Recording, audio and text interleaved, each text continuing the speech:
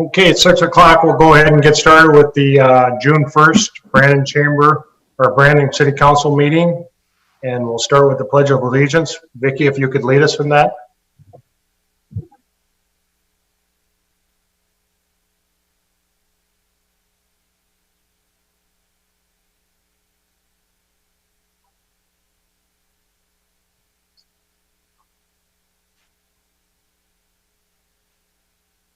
Thank you, everyone, for attending. Christina, could you call the roll? Clark, David, Fish, Jorgensen, Call, Parsons, Mayor Lundberg. Here. Okay, the first item of business is to approve the agenda. The administration has requested the removal of item C1, which is the ordinance 611. They would like that removed. If I could have a motion to approve the agenda as revised. Motion is second to approve the agenda as revised. Any questions or comments from the council? Hearing none. Christina? Clark, David, Fish, Jorgensen, Cole, Parsons. Very good. Motion carries. We have two sets of minutes, May 18th regular meeting and May 21st special meeting. Can I have a motion to approve those as presented? Move to approve. Motion is second to approve the minutes as presented from May 18th and May 21st. Any questions or comments from council? Hearing none. Christina? Clark, David, Fish, Jorgensen, Cole, Parsons.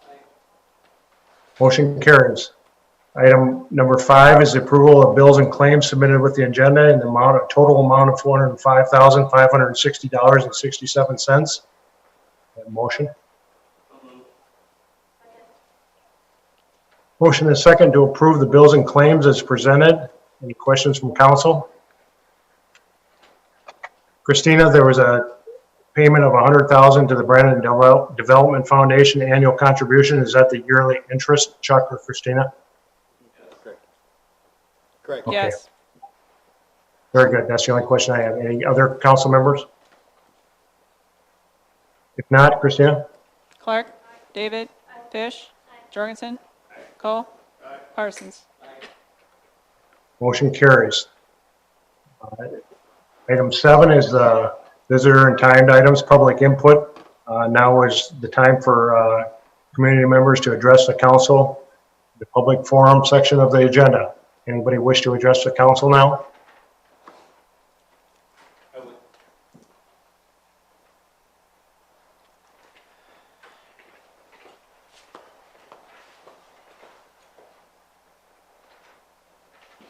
Thanks.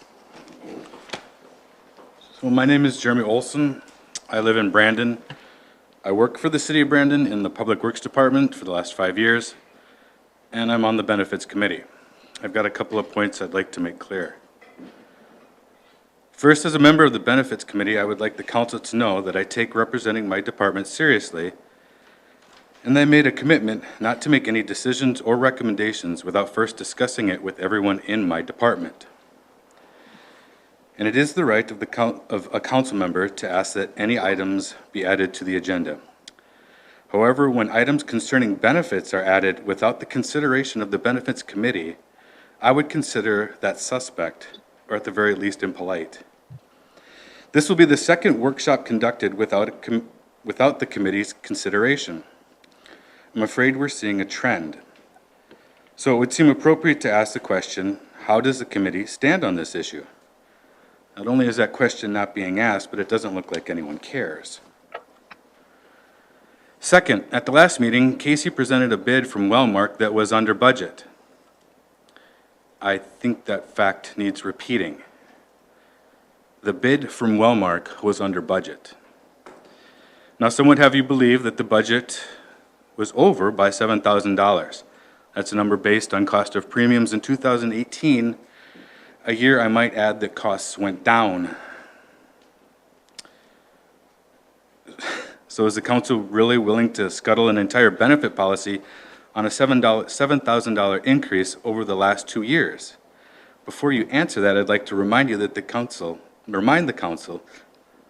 that the bid from Wellmark is under budget. That's the fact and that's the truth. And anything said about Wellmark's bid being over budget is not true. You have a bid from a provider that the employees like, that's under budget. That's a win-win, and that rarely happens.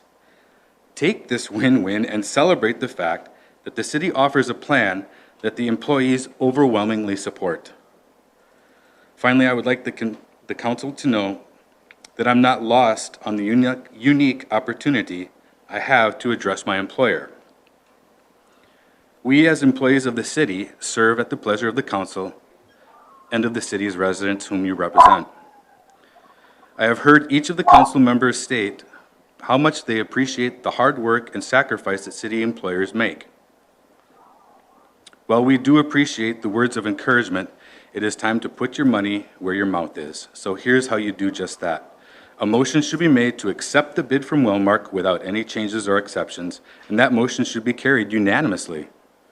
Any other outcome is disingenuous, not only to the employees, but to this little slice of heaven I like to call my home. Thank you for your time, and stay Brandon strong.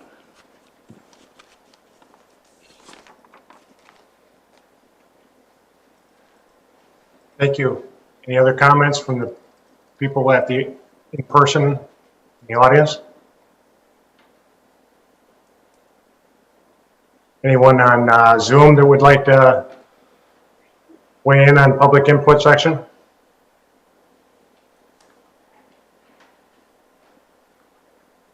Okay, going forward, we have a public hearing on the appeal of conditional use permit for home daycare at 1909 West River Bluff Drive.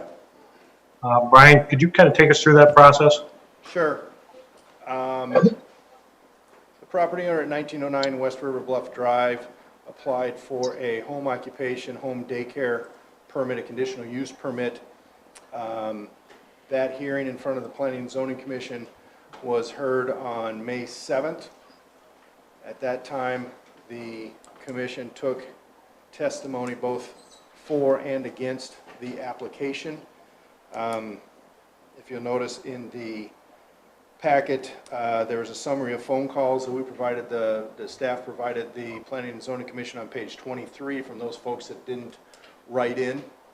On page 24 is a copy of the requirements that the Planning and Zoning Commission needs to consider when granting or considering a home occupation. Pages 28 through 35 are a number of letters of support and opposition to the application. Starting on page 36, there are covenants in the Bluffs. So those are the covenants that are applicable to those properties. And then we've got additional comments, then we've got the minutes, starting on page 48 from the Planning and Zoning Commission, as well as following that, we have the Planning and Zoning Commission or the Board of Adjustment need to have findings of fact when they grant a conditional use or a variance. Those start on page 50. And then there's also some comments or some emails that we received. Too late to put in the packet for planning and zoning, but those are contained on starting on page 53. As part of the conditional use process, that is on page 18, there's an appeal. Any person that is aggrieved by the Planning and Zoning Commission can file an appeal with the city within 5 working days of the commission's oral decision. That was done. There's an appeal that's on page 19 that was submitted by Mike Van Voorst to the conditional use permit. Notices were sent, notices were posted. According to the ordinance, for the appeal part of the process that the city council has a role in, you must review or can only review that testimony and evidence that was presented to the Planning and Zoning Commission. So that's why it's all in the packet, the application, the correspondence, the phone calls, the minutes, the findings of fact, etc. You can consider those. You cannot accept any new testimony or evidence at this hearing or at this meeting. And then you basically have, I believe, four options. By 2/3 vote, You can modify the conditional use permit or place conditions on it. You can reverse it, which would mean to deny it. You can vacate it, which is the same thing, or you can send it back to the Planning and Zoning Commission without any direction other than to review it. Or you can affirm the conditional use permit as granted. So any questions on the process?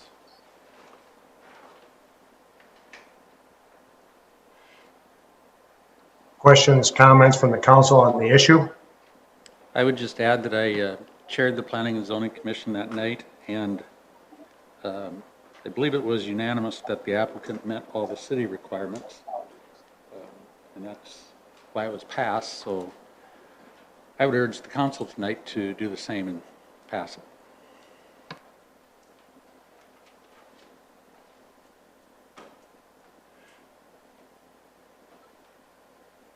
Other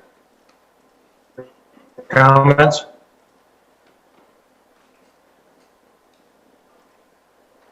Well, I think there's some misunderstanding about the authority in certain situations of the city. The applicant followed all of the criteria that is in our ordinances. And so for P&Z to deny it, that is a very difficult thing, no matter if the neighbors are unhappy or not. That is a subjective thing.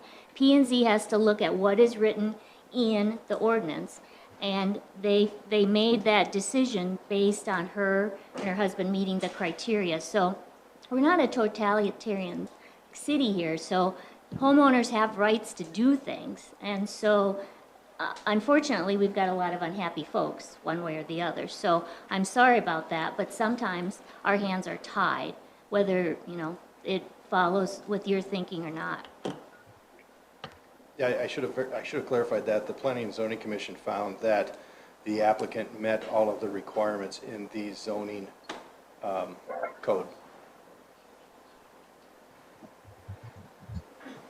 And P&Z was unanimous on Yes. I would go ahead and make a motion that we, do I have to state it as affirming or just pass?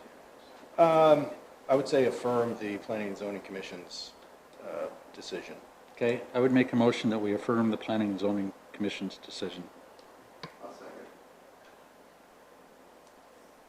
Motion and a second to affirm or uphold the decision of planning and zoning to deny or to approve the in-home daycare at 1909 West River Bluff Drive. If I may make one more comment, Mayor. So the covenants, that was brought up in many of the correspondence, much of the correspondence that I received, because that's my ward. Again, the city only has so much control, power, and that's the way we want it, folks. We don't want us to be able to dictate everything. And so those covenants are directed by the association, which I'm not sure there is an association, but that goes back to Van Buskirk. So I believe there is some civil opportunities that you can pursue in this matter. But again, we're often accused of overreach, so we really want to be careful about this, and that is just not something that we can deal with, even though I understand it goes into the process.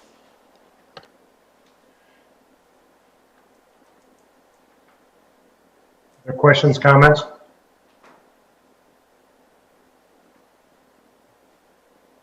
Hearing none, Christina, call the roll. Clark. David.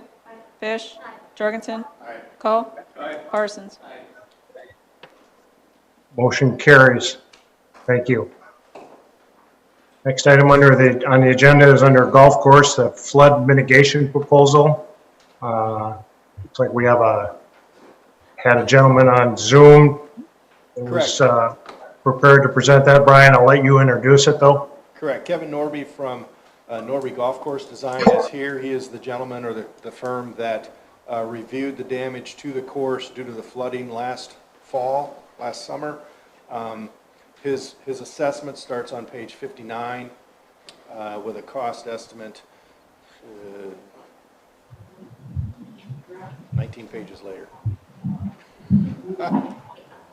Yeah, I mean, he addressed all the damage on all of the holes. Page 79 is the cost estimate. I will let Mr. Norby delve into the repairs that he believes are necessary to bring the course back to what it should be.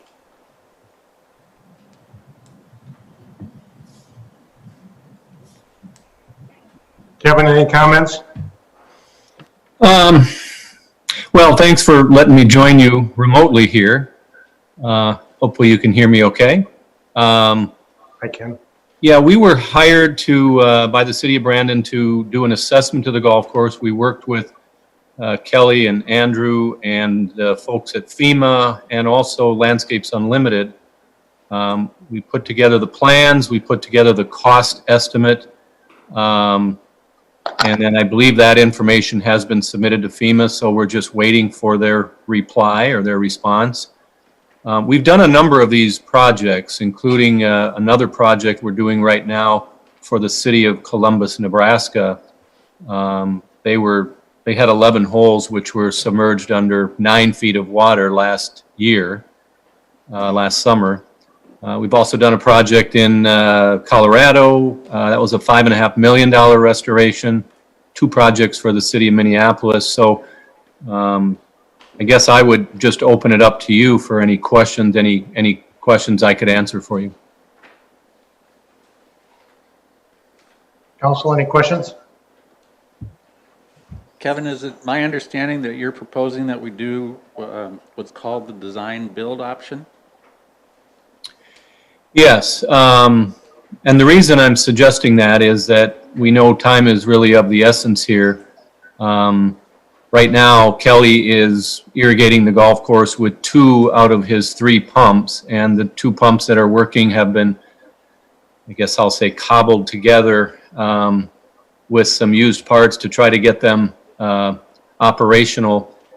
We know we're coming into some pretty hot weather here in July and August, and we're I guess our hope is to try to get the golf course back in place as soon as possible.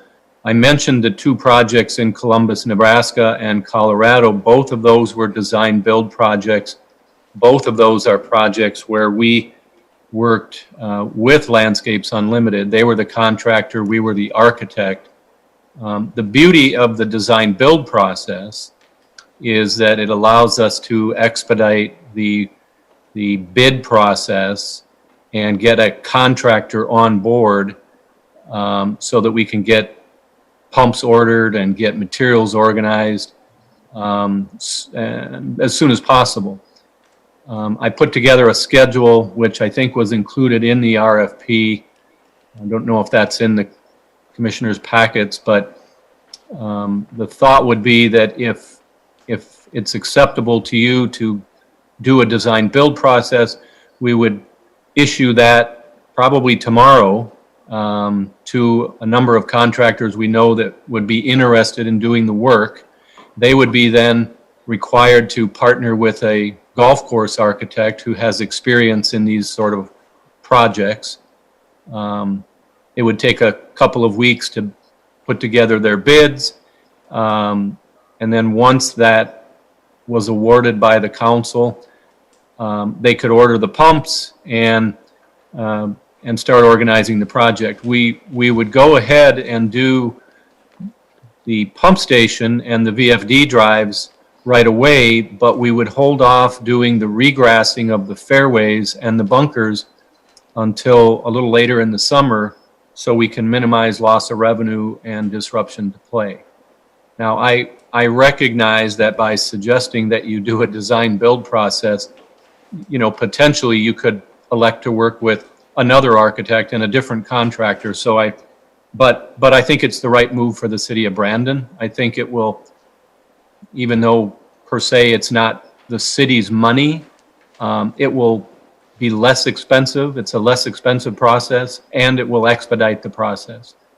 So my recommendation would be to do that. You could certainly go ahead and do a more conventional bid process where you put together plans and specification, detailed drawings, go through the bid process, advertising, But I think that will probably cost you 3 or 4 weeks, which means we probably would not get the irrigation pump station done until mid-August, maybe the end of August.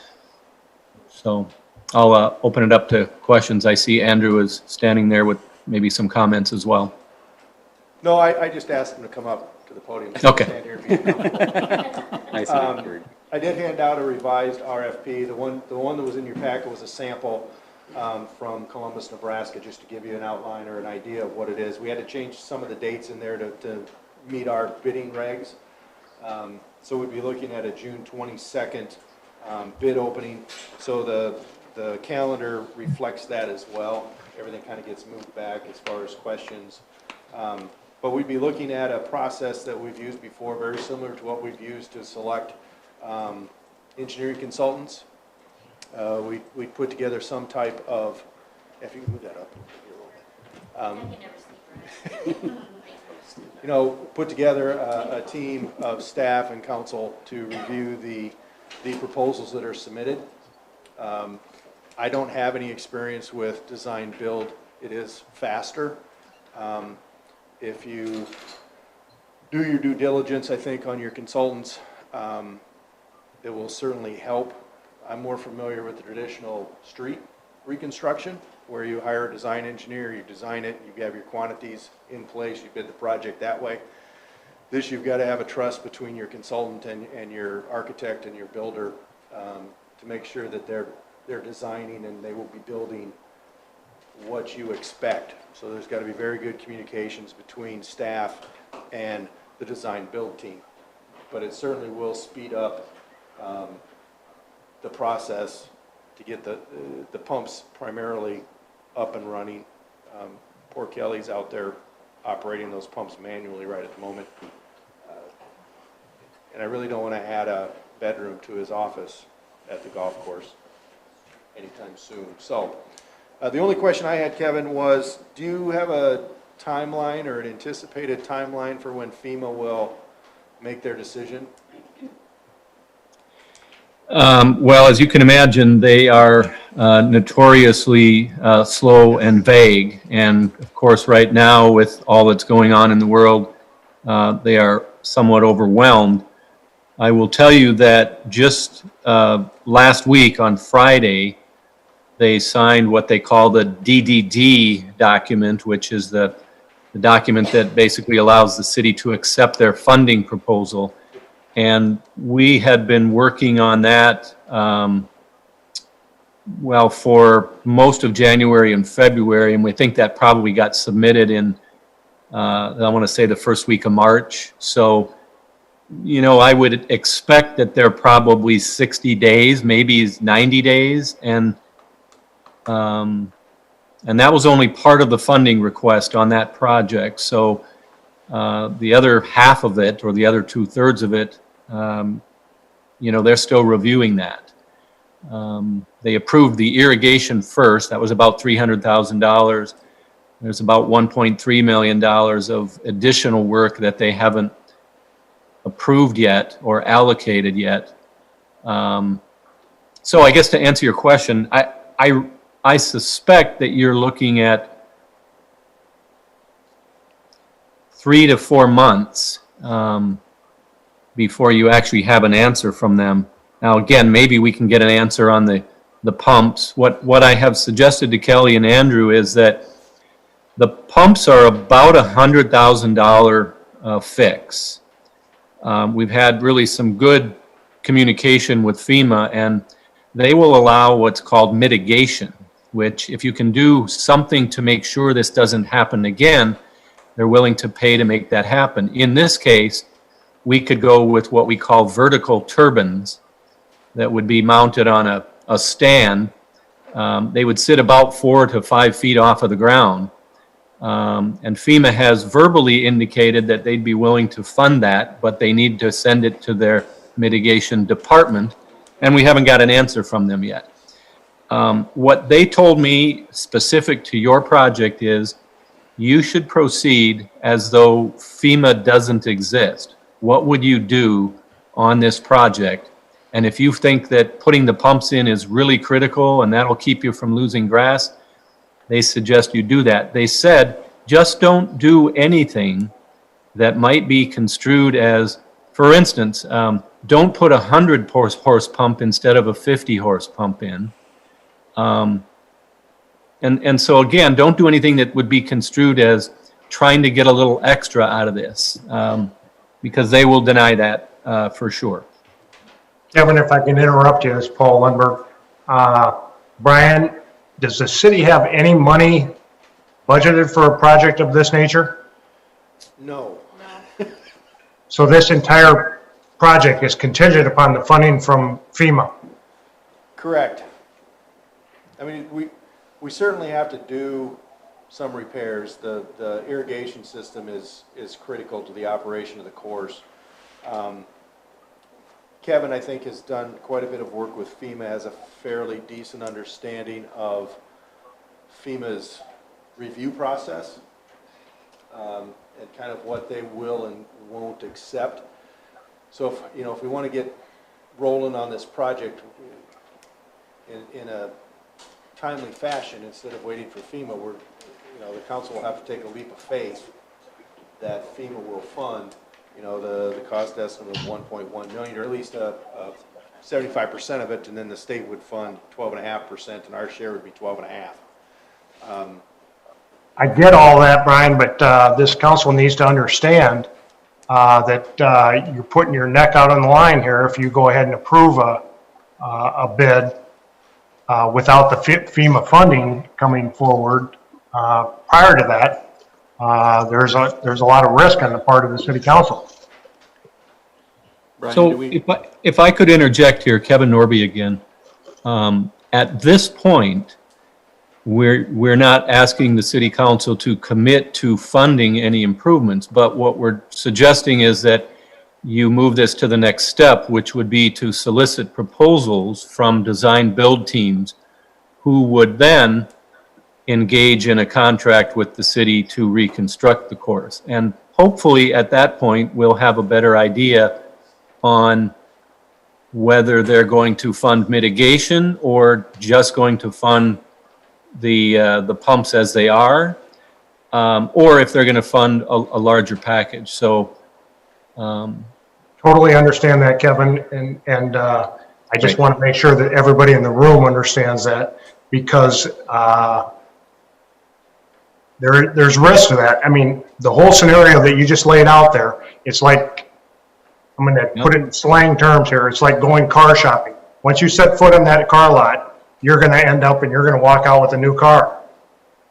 So we start this process of the design build and the things. We have to be very cognizant of the fact that there's some risk there. And I do agree with you on the design build. I just had a couple of comments with that because I do have a lot of experience in my 30 years of governmental work that design build, although not my preferred method of bidding out projects. There's two things that are very critical in a design build. One is the timing of the project, and one is the complexity, or I'll call it the subjectiveness of the project. And I think both of those items apply to this. This is not a cut and dry project, especially with the stabilization portion of it. And it really requires, or it lends itself to a design build. So I think that's a good recommendation, Kevin, and I appreciate that. But going forward, I just want the council to understand and realize that going into this process right now, we do not have the funding. And generally a FEMA situation, Kevin, would be a 80% funding. Is that correct, or something along those lines? I think it's 75. Yeah. 75? 75, 25, yeah. So as a council, we're making a commitment to it, which is fine and dandy, but we're making a commitment of 25% of a number that we do not have in our plans currently. Yeah, typically the state will match 12.5%, so half of that 25 will come from the state. So we're looking at 100 and, what did I come up with the other day? 40, I think. 120, 125,000 commitment if we get FEMA and state funding. We can certainly go out for proposals for design build and anticipating a recommendation to the city council at the first meeting in July. And that award could certainly be made contingent upon FEMA funding. I guess my concern is, Andrew, if not having that pump. So is that something that needs to be jump-started to get the pump in place before we commit to all this other stuff? So we've talked about that, doing that first or doing it all together, and it makes a lot more sense to do it together. Now, if there was, if we pretended FEMA didn't exist, we'd have a plan. There'd have to be something, because we need those pumps, we need the water, especially, this is our first hot day. So I know we're already concerned about turf and more damage due to the flooding without having water with that. So the pumps are something that, regardless of what happens, we'll need to do something. Now, you mentioned the mitigation going to the vertical turbines. Would that be something we would do without the funding? I don't have the answer, because we haven't really gone down that road.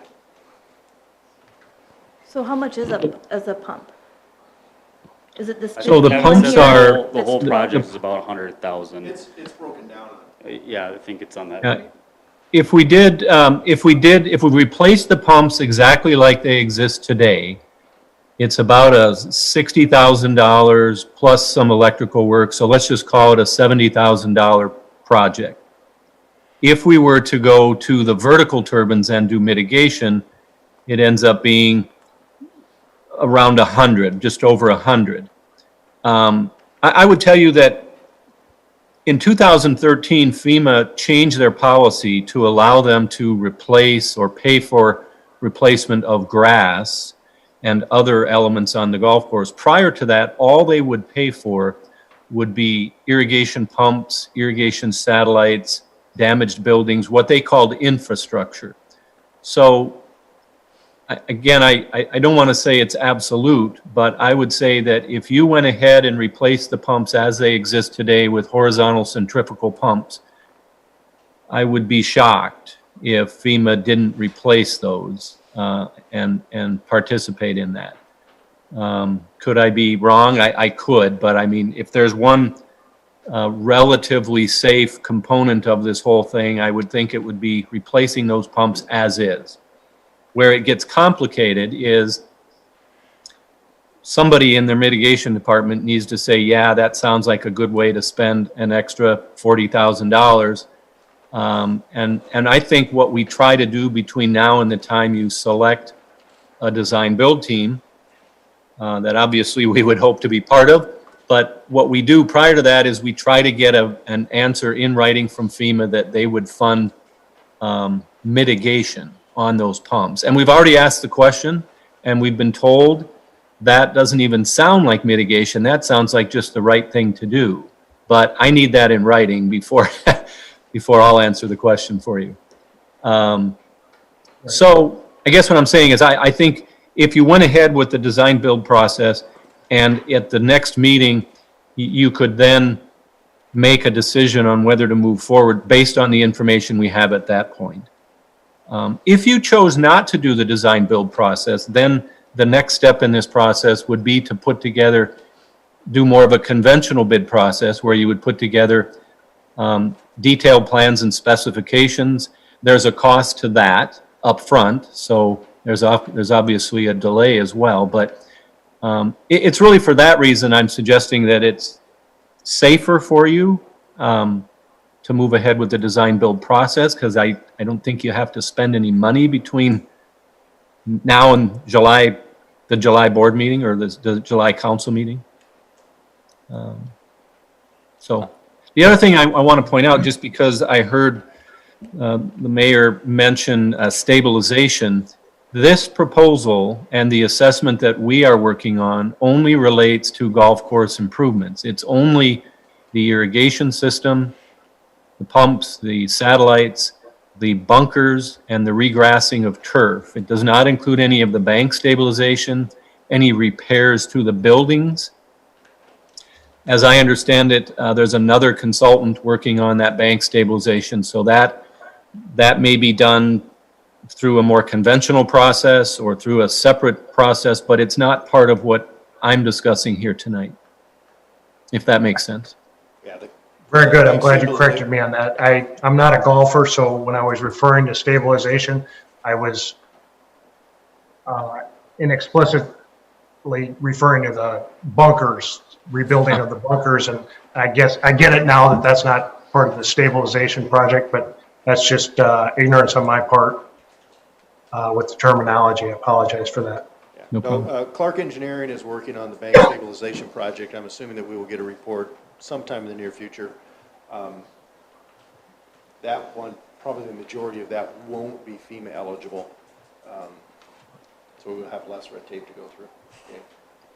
Okay. Brian, I would also ask you, based on the fact that there was nothing in the budget for these pumps, you must have had some idea or inkling that you were going to cobble this together throughout the 2020 season for Well, reconstruction. our budget was done before the flood hit. Because we have to have our budget done in first meeting in September. The flood occurred after the budget was approved. So we didn't have anything in the budget for any flood damage out there. So the second or third flood occurred. Correct. Yeah, the big one, that caused all the damage. Yeah, we're just talking about the September 11th flood. That's the only thing FEMA is looking at. They're not looking at anything from the spring. Okay, thank you for clarifying that. I would just add that I'm totally in favor of the design build process, and I think we'd be naive in thinking that we shouldn't replace those pumps with the vertical turbines, because it's going to flood again. We just don't know when. 30 years. And we also haven't talked about that if something doesn't work with FEMA, we do have the opportunity to refinance the current debt. Correct. We've all been looking for that 2021 debt retirement at the golf course, and we've talked, at least over the last couple of years, that eventually we'll just probably refinance that debt because we've got a number of projects, including the bank stabilization along the riverbank, that we're going to need funding for. So Christine and I have briefly talked about options, what we would need to start looking at to fund this if we don't get FEMA funding, or as much as we anticipate. We haven't reached a conclusion yet. I'm just throwing that out there. We haven't reached any recommendations. So if you look on section 3.4 of the handout I gave you, the revised dates would be the RFP released tomorrow if the council approves it tonight. We'd be looking at accepting contractor questions the 12th of June. We'd get back to those contractors by the 16th. The responses would be due June 22nd.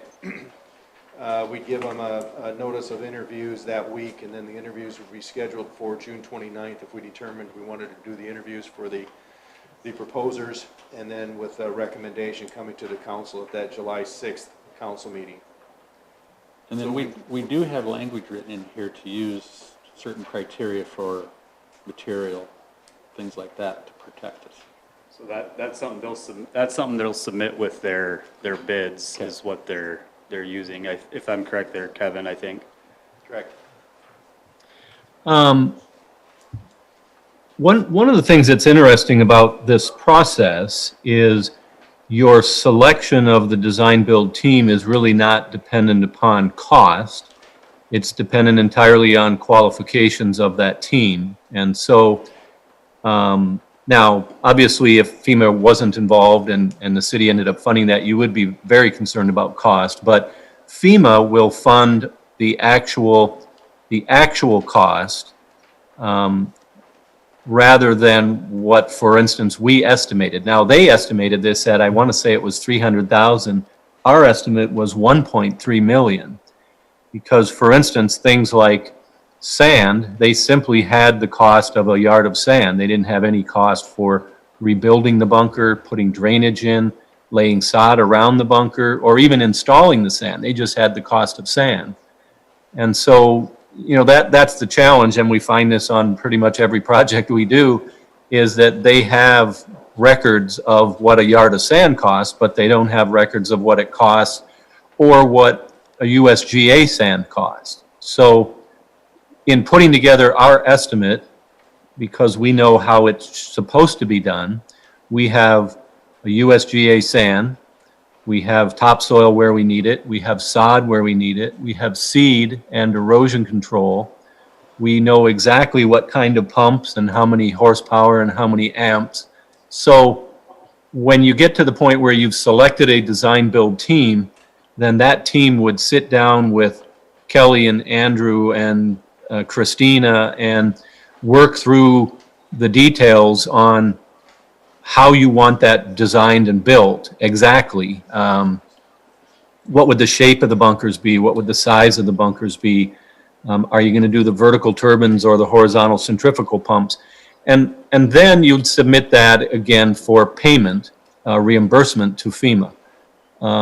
They will only pay to replace what's there, and unless it's mitigation again. So we just have to be really careful that whoever you're working with understands what FEMA will and will not allow you to do. And so that's sort of the difference here, is that we know how many square feet of bunkers, how many square yards of sod, what kind of pumps, what kind of sand. There's not I think somebody made the analogy, we don't want hollow core doors, we want solid doors, solid oak doors, or fir doors. And so the hollow core door thing isn't going to work here, because that would be just sand from the guy down the street. And with like the bunkers too, it's not just a hole of sand. There's drainage in those, and that drainage has been damaged by flooding. And when we replace that drainage, it makes it better for the next time too. It's going to be able to drain out. The water's not going to sit in there for 10 days and leave as much organic material that ruins the sand. And that's, our bunker sand takes a beating, and, that's why we don't get the really fancy stuff you see on TV, because then we'd be spending a lot of money all the time replacing that. So that'll be something that will help for future. As much as we hope it doesn't flood, it's going to happen. So that will be helpful as well. So for instance, on the sand, what we assumed was sand that would come from someplace like Central Specialties in Sioux Falls, the same sand that, we've used on other golf course projects in the Sioux Falls area. The grass seed, a combination of bluegrass and ryegrass, like we would use on any other, good project. So we're not cutting corners, and it's just a matter of coming up with that. I guess I would call it a specification sheet that describes what's included. But again, it comes back to what FEMA will allow, and they will only allow you to do what was there before. So it's green grass, it's brown local sand, it's not the Ohio sand, the white stuff from Ohio. We're not going to get that. So, and we did include in the RFP, we want some information on the design builder's experience working with FEMA and working through the FEMA process, because at this point in time, I think that's a very important part of the project, because FEMA does have its own idiosyncrasies, so to speak. So any experience that those consultants have with doing this through FEMA's process would be very important. So the way the RFP is set up, it's slightly different. We use the template, the RFP from Columbus, Nebraska, but there were some things there that, we didn't think was maybe the best way to do it. We changed their criteria to include, it's a point system, just like Columbus, Nebraska, but what we included was the design build team's prior experience with FEMA projects. That's one category. The design build team's experience with design build projects. So has the designer and the builder worked together before? And then just the overall qualifications of those two companies, on an individual basis. Are they reputable? Are they actually golf course contractors, or are they road builders? And so, yes, it's a point system. And again, you would have I assume Kelly and Andy and Christina and maybe, a council member or two would sit down, look at them, rank them, apply points, and typically it would then go to the highest score. So it's a pretty analytical process. Brian, in order to proceed, then we'd be looking for a motion to proceed with the design build process and issue an RFP. Is that correct? Correct. Right. Can I say something now? Okay. I like this plan. I think it's very, I mean, good job. I just feel like we're putting the cart before the horse. If we don't have that money and it's not in the I don't know. I guess maybe some of you that have been in government a little bit longer than I maybe feel safer about that, but I'm like, that's a lot of money of taxpayer dollars that the what if FEMA comes through and what if it doesn't, then how do we finagle? That's just what I'm uneasy with. I like the plan. I just would feel better if we had some direction from FEMA saying, yeah, we are going to be getting this, and I feel like then they've taken a step forward. That's just my... I can assure you that even those of us that have been in government for a long time are uncomfortable with the FEMA process and the risk that would be associated with doing this without FEMA's full-blown approval prior to. Yeah, we share your concern. So the question for Andrew Kelly, if we do nothing, then do we not risk, you're not going to be able to pump the water, fairways are going to burn up. Yep. Yeah, I think, what's your normal gallons per minute? 1,200. And we're at about 500 right now, so we're not even operating at half capacity on irrigation right now. And luckily, the weather has cooperated this spring. The course is in fantastic shape, but it'll deteriorate quickly as the weather warms up. And Kelly will spend a lot of hours out there. We also talked to staff about what if we did the projects in-house? What if our staff did it? Now, we wouldn't do the pumps, because we would have to hire that done, but what would happen if we did the remediation on the fairways and the bunkers, and it would take We'd years? have to triple our staff, and it would take 5 years probably to do that stuff. As far as, because they're already up against it every day doing the normal maintenance, and now we're going to add huge projects on top of it, and I don't want to say it's impossible because Kelly's capable a lot, but that's almost impossible.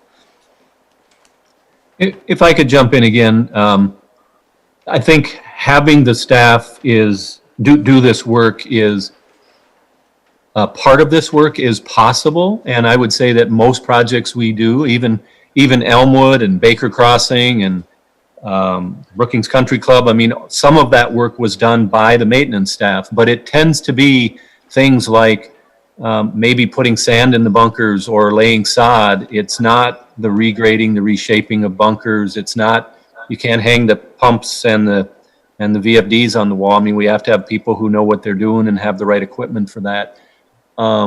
So there are some ways to reduce the cost, but again, as we get further into this, by pursuing the design build process at this time, you are not committing to doing all of the work or funding the work. You're only taking the next step to put together a team.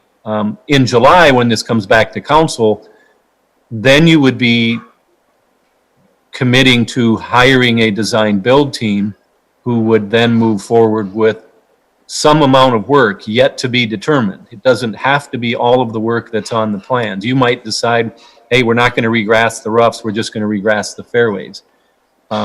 Maybe we're not going to rebuild all the bunkers. Maybe we're going to fill some of them in. And Kelly and I have had a conversation with FEMA, and point blank, I asked them, is it okay if we make some of the bunkers smaller or if we eliminate some of them and put grass in? And they said yes. And I said, can I get that in writing? And they said, send me an email. Sent them an email, haven't got an answer yet, but that was in the same email about the mitigation with the pumps. So I think part of the challenge is that Angela is no longer on the project anymore. And this has been shipped off to Texas, where they are reviewing the costs, and that's just their process. It just takes a long time. So to answer your question, you have a lot of flexibility at this point on how much work you do and who does it. So I think we just need to move forward. As he said, we're not committing any money, but we can't also let that course go away. you've done too much work out there. It's a beautiful place. So I'll make a motion that we move forward with this design build process. Second. Motion and second to proceed with the design build process as delineated by our consultant. Any further questions from council? Hearing none. Christina? Clark. David. Fish. Jorgensen. Cole. Parsons. Motion carries. Thank you. Thank you, Kevin. Thank you. Thanks, Kevin. Next item on the agenda is administration is recommending Nettie Roman at $7.80 for clubhouse help. If I could have a motion to approve that. Motion and second to hire Nettie Roman at $7.80 an hour. Any questions? Christina? Clark. David. Fish. Jorgensen. Cole. Parsons. Motion carries. Thank you. Under Parks and Recreation, we have the recommendation to hire a seasonal person, Ian Caston, to help out with Parks and Recs at $12.30 an hour. Make a motion. Motion is second to hire Ian Caston at $12.30 an hour. Any questions, comments? Christina? Clark. David. Fish. Jorgensen. Cole. Parsons. Motion carries. Item B3 is approval of a change in dates in the McCarty Market days to July 17th and 18th. You have a motion to approve that date change. Motion is second to approve the date change for McCarty Market to July 17th and 18th. Any questions? Christina? Clark. David. Fish. Jorgensen.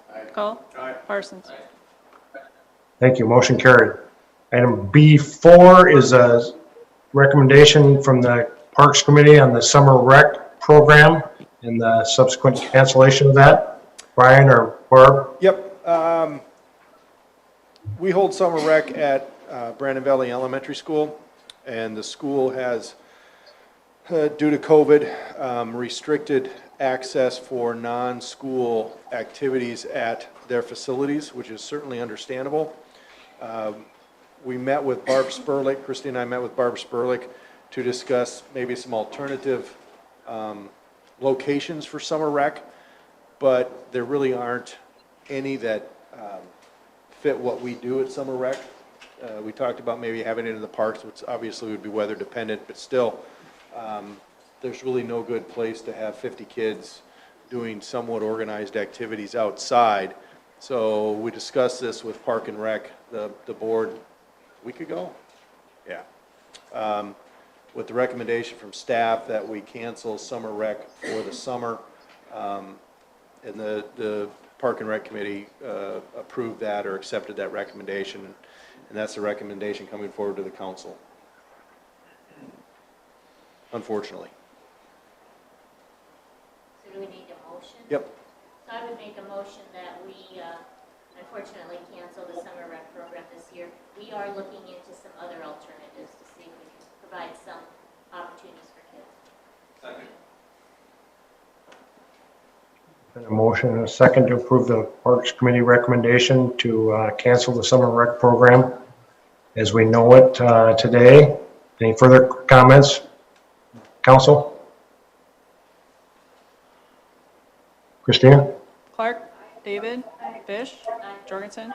Cole. Parsons. Motion carries. Thank you. Under Public Safety, first item there, we have a request for a fireworks permit from Bethany Lutheran Home to have a fireworks display on July 2nd, 2020. We have a motion to approve that request. So moved. Motion is second to approve the request for fireworks permit from Bethany Lutheran Home on July 2nd, 2020. Any questions from council?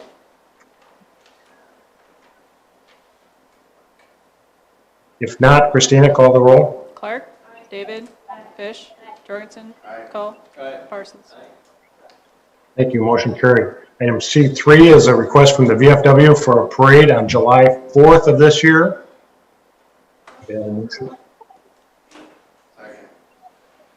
Motion and a second to approve the request from the VFW for a July 4th parade in the city of Brandon. Questions, council or administration? It's a typical parade route that they've used for their Loyalty Day parade, coming down and ending on Main Street. They would end at Dogwood, disperse to the west. Now, that's certainly contingent upon Main Street being paved, but, and I just wanted to throw it out there. But at the progress we're going in, I hate to jinx us in any way, shape, or form, but we anticipate that Main Street will be paved in time for the parade. Very good. Any other questions, comments? Christina? Clark. David. Fish. Jorgensen. Cole. Parsons. Motion passes. Thank you. I have 4 staff salary adjustments for police officers in our department.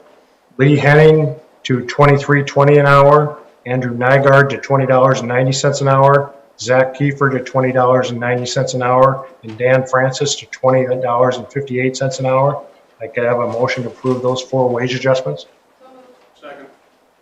Motion is second to approve as presented the wage adjustments for the police officers. Any questions, comments? Christina? Clark. David. Fish. Jorgensen. Cole. Parsons. Motion carries. Under administration, item D1, Mayor, we have the may- first excuse me? reading of ordinance 610, or am I missing something? No, but I just want to make a comment about the police department, if I may. So last week, I had a couple of residents contact me that there was some so-called drag racing going on down at Aspen Park. And so at 10:21, I emailed our chief of police about this concern. And by 11:09, Officer Kiefer had talked to the residents that had made the complaint. They fortunately had a picture of one of the offending cars. Officer talked to the registered owner, who was not the one that was driving the car, and you can read between the lines on that. But I just wanted to point out that 10:21 to 11:09, so Chief, thank you very much. I mean, this is why we live in Brandon, I guess, but I thought that that was stellar service. And I'll tell you, the gentlemen that made the complaint were very impressed. So thanks so much.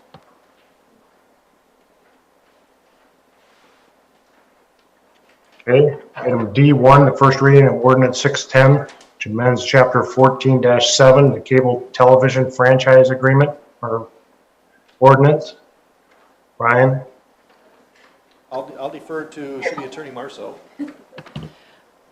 This is the draft. Okay, Lisa? This is the draft. It incorporates the council's comments. This is the first reading. I will have a couple changes that Tammy Jansma got me over the weekend that she'd like to make for a second reading, but nothing substantive, I don't think. So I think we can go ahead with the first reading of the ordinance. I would state that the 2 cable franchise providers that have expressed interest in having a cable franchise agreement with the city, they have both been provided a copy of the first reading, and both of the providers have indicated that they are fine with the terms as set forth in the first reading. I'd also state that both of them have been very responsive to reviewing it, getting back to me on time, and making comments, and so it's been really a good collaborative effort with them.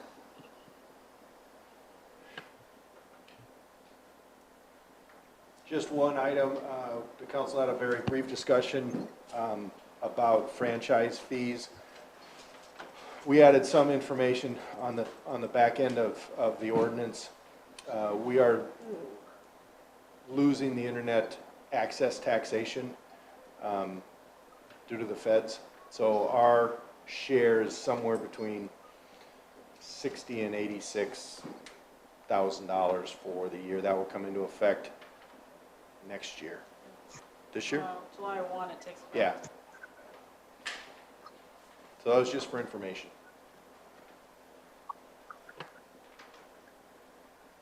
Mayor, this is Paul Vandenberg with Alliance. May I comment? Yes, sir. Thank you. Just a couple things from Alliance standpoint, everything in agreement, legal and fine. Just a couple points that we maybe have some concern that may not be fit and wise. The first one is the franchise fee.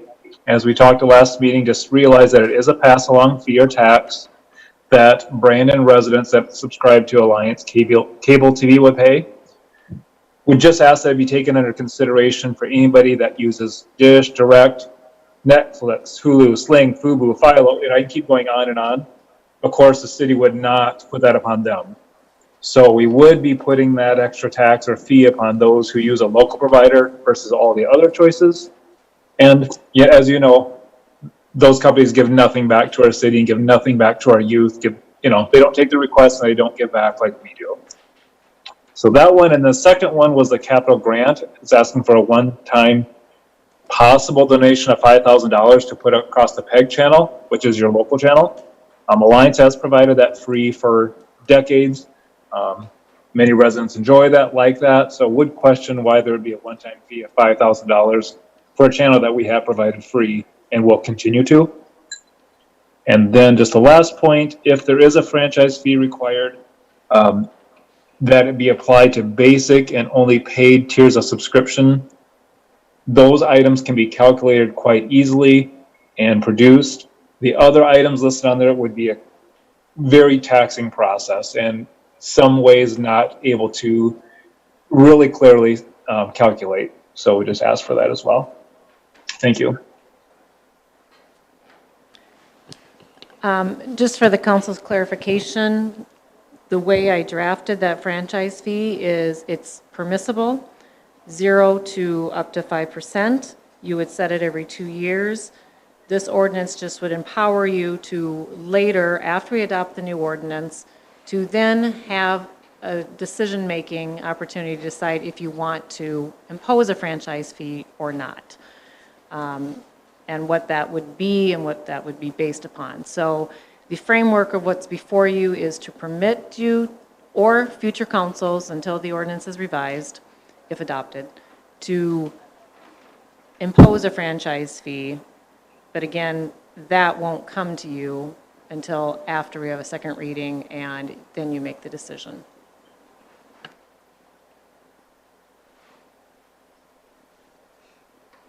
Why did we have the PEG fee in there? Is that just standard, or to Paul's point on that? So there is you can have up to a $5,000 grant. Again, that would come before you later to make that decision. This just authorizes you or future councils to make that decision.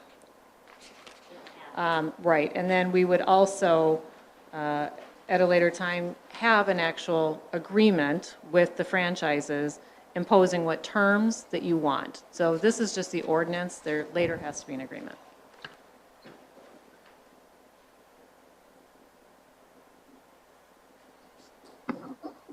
Okay. Any other questions, or do we need a motion to proceed with the first reading of ordinance 610, Brian? Correct. I'll make that motion. Motion and second to proceed with the first reading of ordinance 610. Any further questions, comments? Hearing none. Christina? Clark. David. Fish. Jorgensen. Cole. Parsons. Very good. Motion carries. Under item D2, there's police wage discussion. I think that was Dana. If I can maybe ask Chief Weir to come up to assist with some questions too. I wanted us to have a little dialogue around this. This topic has come up a couple, 3-4 times over the couple years that I've been here, and it's never quite been the right time to address it. It's either been off of our budget cycle or off of the insurance cycle. So it seems like this is the right time to do this. When we've looked at various information in the past, I had some handouts here just of what I've compiled from prior personnel committee and benefits study. we're consistently coming up low. The first one shows in 16, 17, 18, compared to these 9 municipalities, we're number 9 for pay. The next sheet is a 2017 study that incorporated some other smaller communities that also ventured into Iowa and Minnesota. We came up about 234 low. Our wage study that Julie, our HR consultant, did in August of 18, depending on which column you look at, I just kind of grabbed the average 50th percentile in the average municipal. We're anywhere from 226 to 614 low. One thing that's never really been taken into consideration in anything that I've seen is looking at Sioux Falls. And Sioux Falls did a pretty big study in 18 that showed what their minimums were. And I get that these are larger cities, but it's right there. The 48,000 public market average that they came up is about $4. We're about $4 low from that. And then the last page is Sioux Falls, where the police officers are starting in Sioux Falls, which has us $5.42 low. I know that there's been wage studies done before, and there's a lot of variation with other job titles that make positions different from city to city. But a patrol officer or police officer is a police officer wherever he is, and he goes to the academy and he spends hours and hours getting trained and doing the ride-alongs. So I feel like we're really at a point where we need to make a commitment with our upcoming budget cycle. And I guess if I could ask Chief what his thoughts are with Sioux Falls and the difference in pay being right around the corner.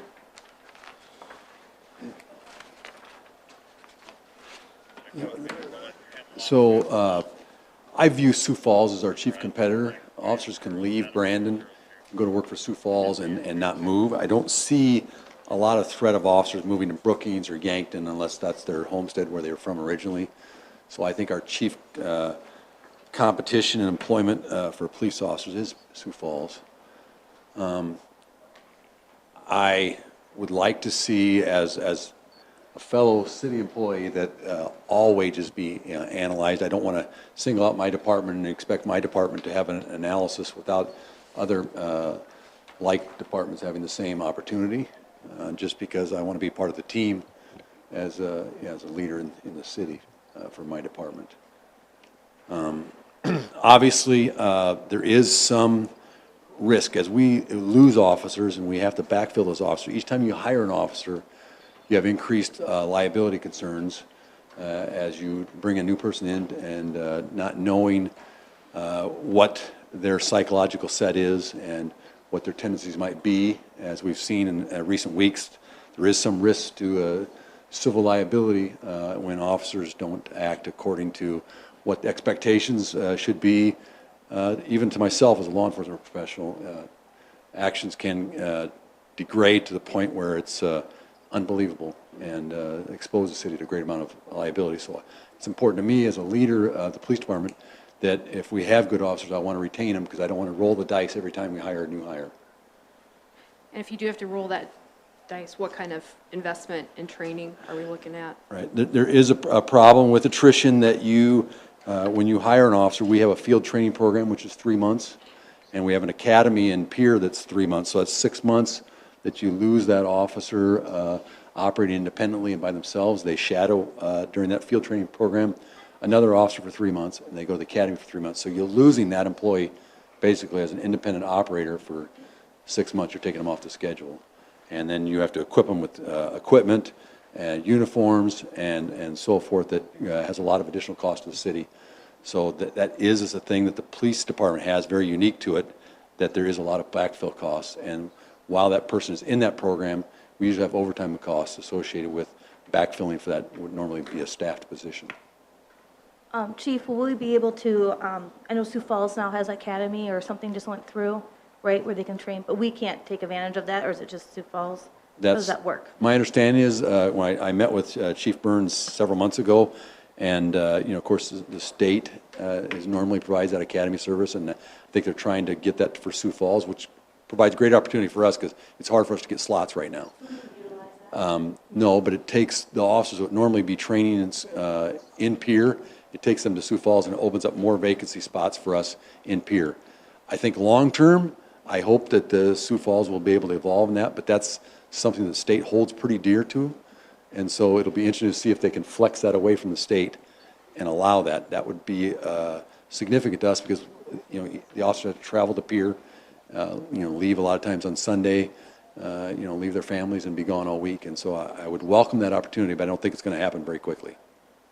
I just want to say, I have great respect for law enforcement. My uncle's a retired police chief. I worked in a police station for a time dispatching, so I see what these men and women go through.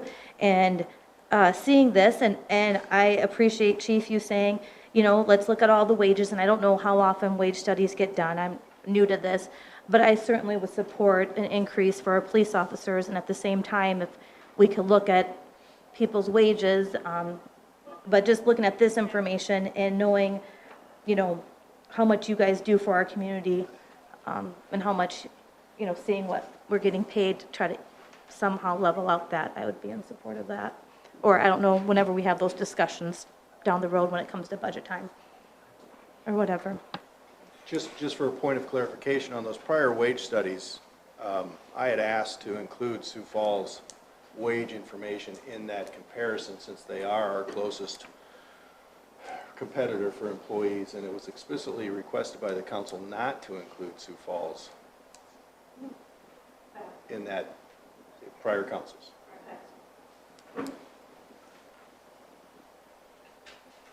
I just think times are changing, and when I look at crime rates in Sioux Falls and how they've increased, and a lot of it's on the east side, which is close to our community, I feel fortunate to have the police department that we have, but knowing that we want to keep you guys and ladies, we don't have a lady now, but you know what I'm saying? I just want that expertise to keep Brandon safe like it is.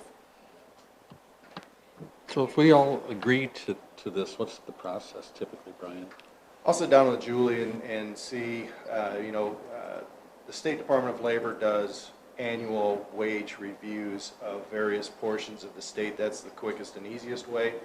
They do one particularly to the Sioux Falls MSA, and I'm not sure what that geography covers, but we can certainly look at that. They also do one statewide. They look one out west. They look one in the middle of the state. So there's numbers that are readily accessible. Now, I think that would be based on 2019 data, but we could certainly do it. There's also some other wage studies that are floating around by other cities that are comparable in size to us that we could beg, borrow, or steal from. I guess what I meant is once you get through all the wage study and you go, okay, we're 50 cents a buck, whatever, under, and we want to raise it, what's the process? We'd have to look at it in the budget. I mean, it's up to the council as to when you would like to do that. You can do wage adjustments at any point in time that you want to. Probably finance's recommendation, I don't want to speak for Christina, but we would certainly prefer that any wage adjustments, significant wage adjustments, come about with a new budget so that we can build those into the budget. And also, it's understanding that this would be a citywide, it wouldn't just be one department, correct? You try to do those citywide, but like I've said before a number of times when I did a wage study that included communities within 100 miles of us, I picked out 4 jobs: city administrator, finance officer, police chief, and police officer, because it is very difficult to compare public works employees from community to community, let alone the private sector, because our guys do everything in public works. They're just not sewer, they're just not water, they're just not, they do it all. Whereas if you go to other communities, if I'm a water guy, I never set foot in a plow truck. I never do anything with the sanitary sewer, the storm sewer. So we need to take those factors into account somehow. But the previous wage studies, at least that we've done, have been focused on a police chief as a police chief virtually anywhere. Same with a patrol officer. They're a patrol officer everywhere. City administrators would pretty much do the same duties as well as finance director. So you start kind of there. You can branch out otherwise, but you certainly need to clarify particularly in Public Works, what exactly you're asking for and what they do. Okay, Brian, so how often do wage studies occur? Like, was the last one 2018? Is that when it was? Okay, so before my time, but how often do they do them? Is there any rhyme or reason or no? Usually you look at it when a couple of reasons kick in. Are you losing employees through attrition and you're just not getting any applicants? So you want to take a look and see if your wage and benefits are comparable or at least attractive. You take a look at if you see if there's a massive change in unemployment. There is currently in the country, but I think that will rectify itself fairly soon, hopefully. And if you haven't done one for a while, I think the first one that we did, or we started looking at wages in about 2017. Prior to that, I don't think there'd been a wage study done ever. Okay, so I have two more questions. One, especially, a shout out to the whole city employees, because with this whole COVID, I mean, everyone just kept working, and doing everything they could. I mean, everybody did that. That's commendable. Two, then how much does a wage study cost? Does it cost anything? If we do it in-house with Julie Nelson, our HR consultant, there's a little bit of additional cost. If we would go out and hire a totally unrelated third party, I'm going to give you a pretty wide range here, probably 25 to 50,000 to get it done. And the reason I'm focusing on police right this moment, because we have talked about police before, and it did come up as a shortage, and it consistently comes up in a shortage wherever you look, whereas wage studies on other categories, sometimes they show they're fine, sometimes they show a deficit, sometimes they show they're over.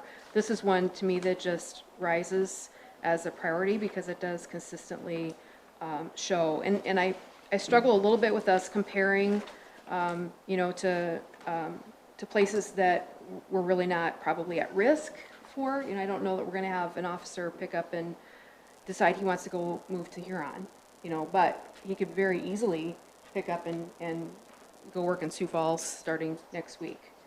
Because it is the same position, it's an officer in a different city. So that's why I'd like to see us prioritize it. I'm all for looking at all of them, but I do think we owe it to our officers who have consistently come up as under. And we've had this discussion before. If you look at wages, you also have to look at benefits, because if they go to Sioux Falls, they're going to be paying for different benefits there than they are here. At some point, we just need to say we're going to provide good benefits. We're going to provide good wages. I think we sometimes get so hung up in little details.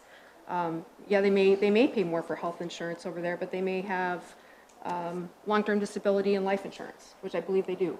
So we get into reasons why we don't do things. And I would just like to see us take some action on this because we've talked about it for years.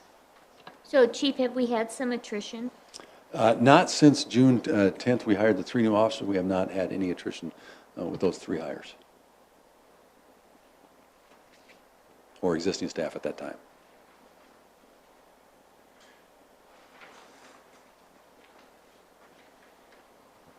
Just for your education also, I would say that the Sioux Falls Police Department has worked through a significant amount of attrition, and they are having trouble getting applicants in, also even with their higher wages. Once they hire them, keeping them on for that first year has been a bit of a struggle. And so wages is not just the only thing that people are looking for in these jobs.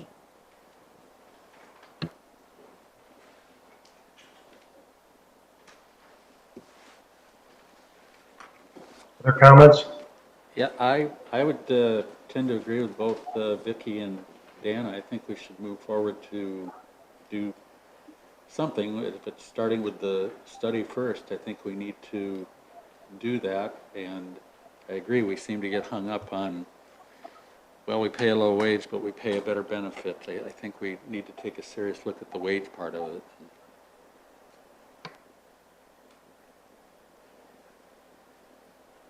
I will talk to Julie tomorrow.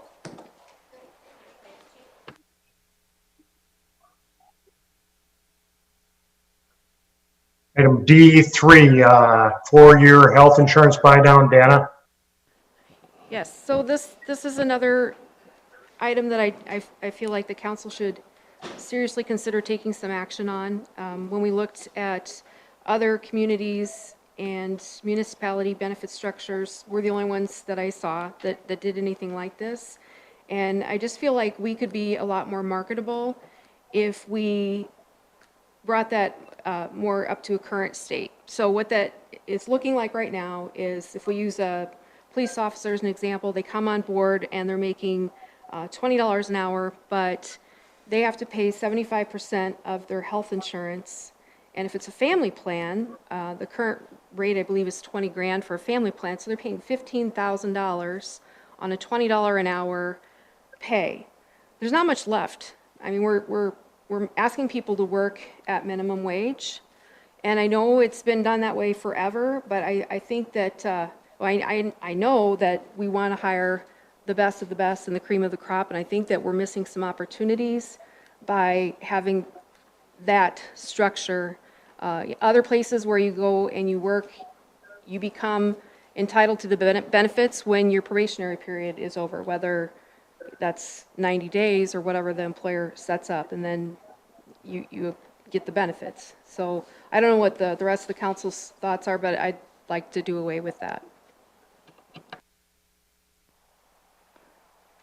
I just have a question, Christina, like how much does that, like, my understanding, do we do that to help supplement our budget for healthcare, or why do that? We do that, like, you know, I'm just wondering, like, the reason behind, can we just start off like everyone else, or I don't know, I don't understand. Does it help offset the cost? I guess it would probably go way back to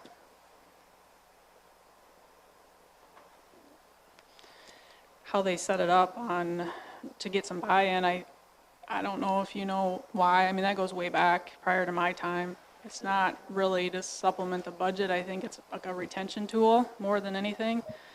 You're here for year 4 and you get your premiums paid 100%, but you have your buy-in, you're paying your premiums, you're 75, 50, 25, so it's a more retention tool than it is anything. More like skin in the game type of thing? Is that what it is, kind of to help? Okay, I was just curious why.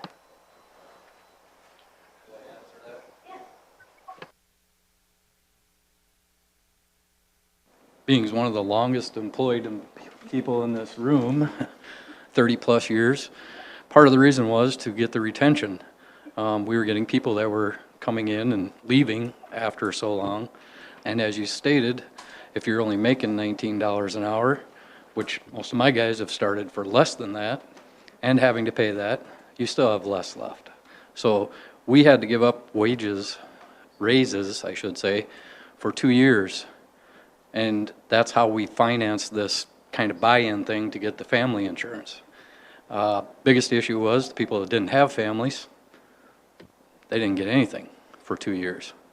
They didn't get their raises, they didn't get family insurance. So being one of those people, back in 1990, when I was starting a family, I took the pay cut, basically. No pay raises for 2 years.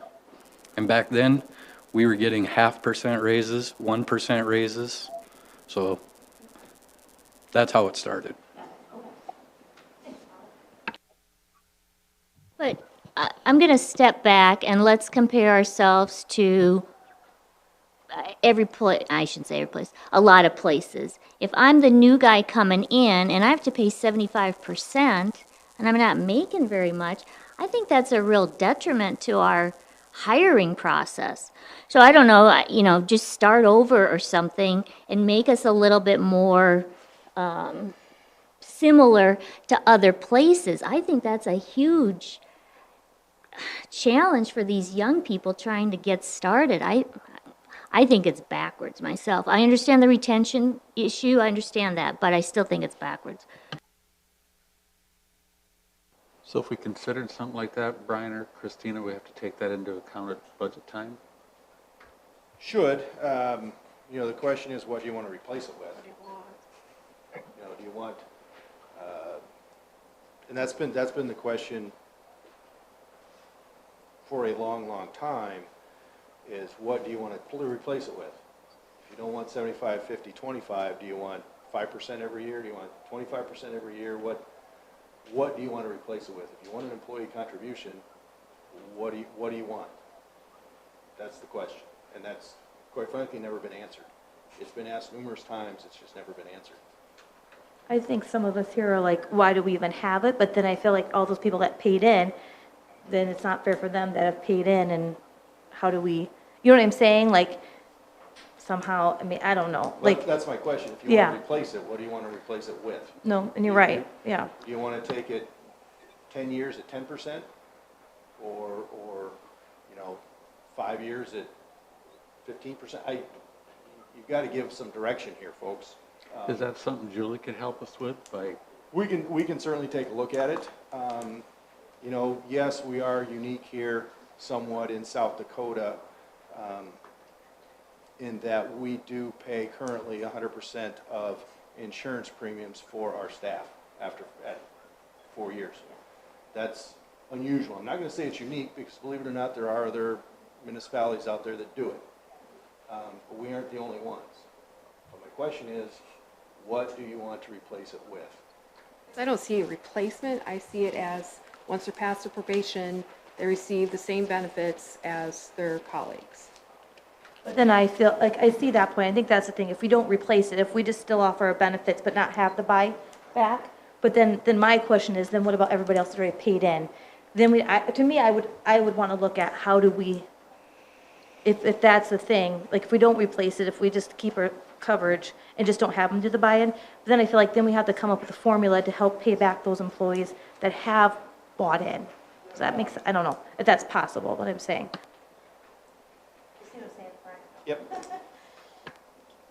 Yep. Just so you understand, there's no law that requires you to do that, but that may be something that you, as a council member, are thinking you want to do, but the law would not require you to do that, because you can renegotiate what you want.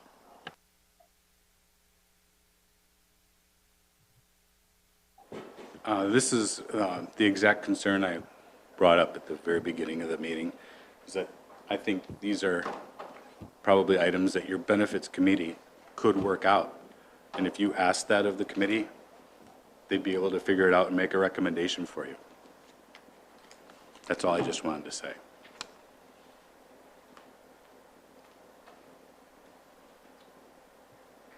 Have we ever done that before? Taking a look at it? No. We did mention it, it did come up at our last benefits committee, and one of the things I stated, if you did a flat percentage, 25% for 5 years, you have to remember from year 1 to year 2, their amount that they're gonna pay in is gonna go up, more than likely, because usually our health insurance goes up.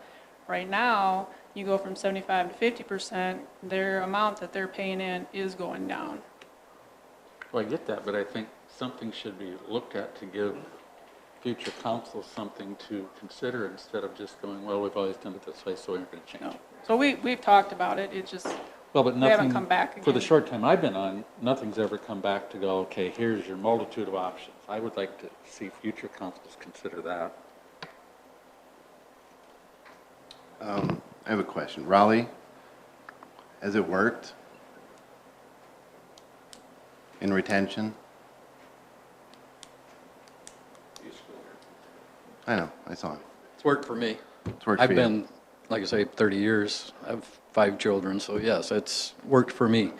Oh, The other side of that, you look at the retention that I have in my department, I'm guessing it's probably better than what the police department has. So, and my guys start at lower wages. I can attest to that because I've hired most of them. so as a retention program, you would say it works? Yes. Yeah, that's what I thought.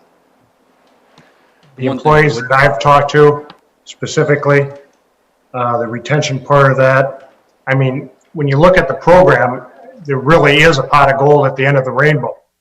And everyone that I talk to, Now granted, they're all on the 100% paid by the city by now, but that pot at the end of the rainbow was an absolute incentive to retain those employees. I see the heads shaking out there and agreeing with it. Some of the same people I've talked to. So what I'm understanding, if you got the same benefits, but you didn't have to buy in, you wouldn't have stayed? You would have left? Okay, but that's what we're kind of talking about, this whole 4-year buy-in. If we just do away with that but keep the benefits, would you still have stayed? Even if you didn't have, if you didn't have to buy in? You're going to pay 100% of the premiums and not have to pay. I'm sorry.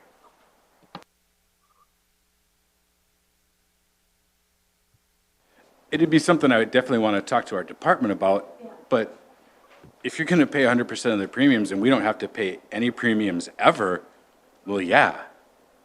I mean, you're talking about employees not paying anything ever. Yeah, we don't, that's why I was just like, Right.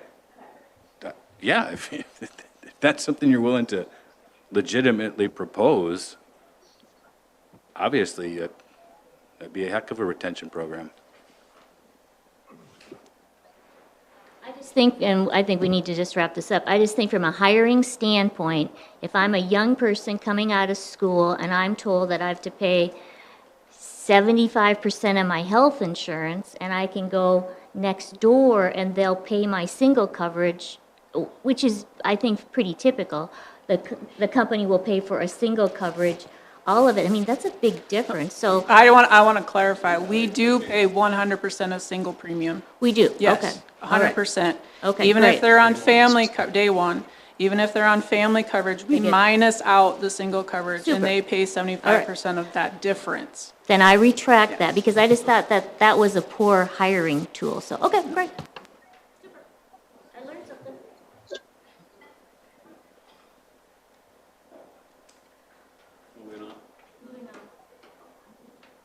Did I hear moving on?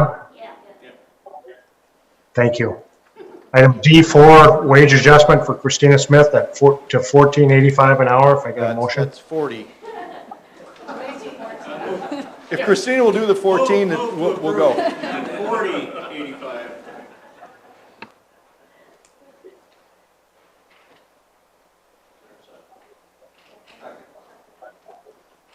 Motion and a second to approve the wage adjustment for Christina Smith. Any questions? Christina? Clark, David, Fish, Jorgensen, Cole, Parsons. Motion carried. Item D5, we have 6 tax abatements. Any concerns, comments from the administration on those? No, these have been recommended by the county. Is there a motion then?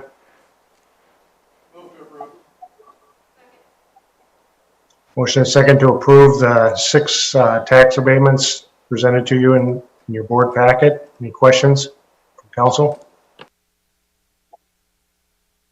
If not, Christina, call the roll. Clark, David, Fish, Jorgensen, Cole, Parsons. Item D6, motion carried. Item D6, the first reading of ordinance 609, supplemental budget appropriation for fiscal year 2020. Christina, you want to review those budget or supplemental appropriations? I can. The first one is the core area reconstruction. During budget time, we were just in the start of this project, doing preliminary design. Budget numbers were not available. We do have the bond almost done and ready to go. We're going to borrow almost 6.8, so this really brings that project up to what we're borrowing at that 6.8. There will probably be another adjustment on what the actual construction costs will be down the road. The second one is the iron one. Most likely going to be a special assessment project. That was the DGR proposal that was approved at the last meeting. This was not in the budget, so this will account for that. The general fund items, the economic development, that was an error on my part during the budget cycle when I added that department in there, the new department in there. The Excel sheet did not add that department in there. So all of those on the economic development are due to that. The Parks Professional Services of 12.6 is to account for the DGR proposal that was approved at the last meeting on the Aspen Park survey. The Stone Ridge Park, I'm estimating about $100,000 on finishing that Stone Ridge Park. We did have some dirt work we finished off this year. We have concrete that they have mostly done, and then they're working on the shelter. What's that? Yeah, a holdover from last year. We had anticipated at the time that we did the budget that we would have it complete by the end of 2019. However, we did not. The operating transfer out would just go to that Ironwood special assessment project to help pay for that. The revolving loan is for the COVID loan response, and the third cent is to account for the additional funding to the Brandon Valley Chamber of Commerce. Questions from the council?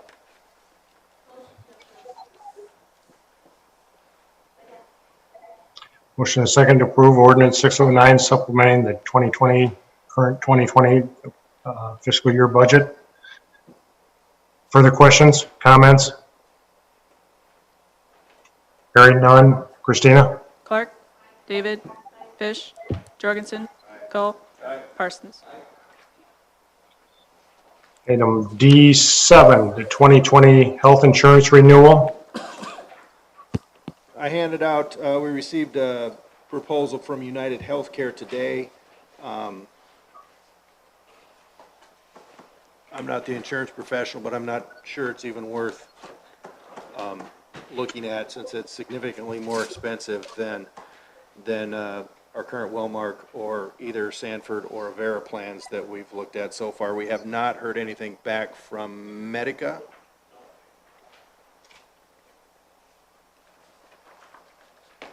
So you can certainly ask Casey questions about the United Healthcare one. I'm not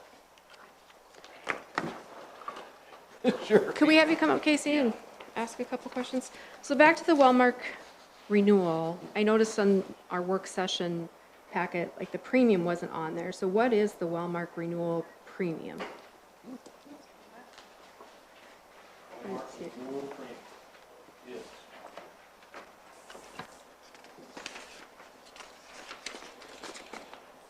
As it stands, you know, and I don't know if there's been any changes as far as family compositions and that, but what, as it is today, 54,190.88 would be the renewal, that'd be your renewal monthly premium, July 1st.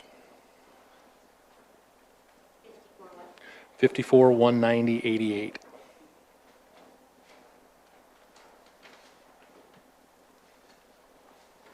So that's 650,376-ish.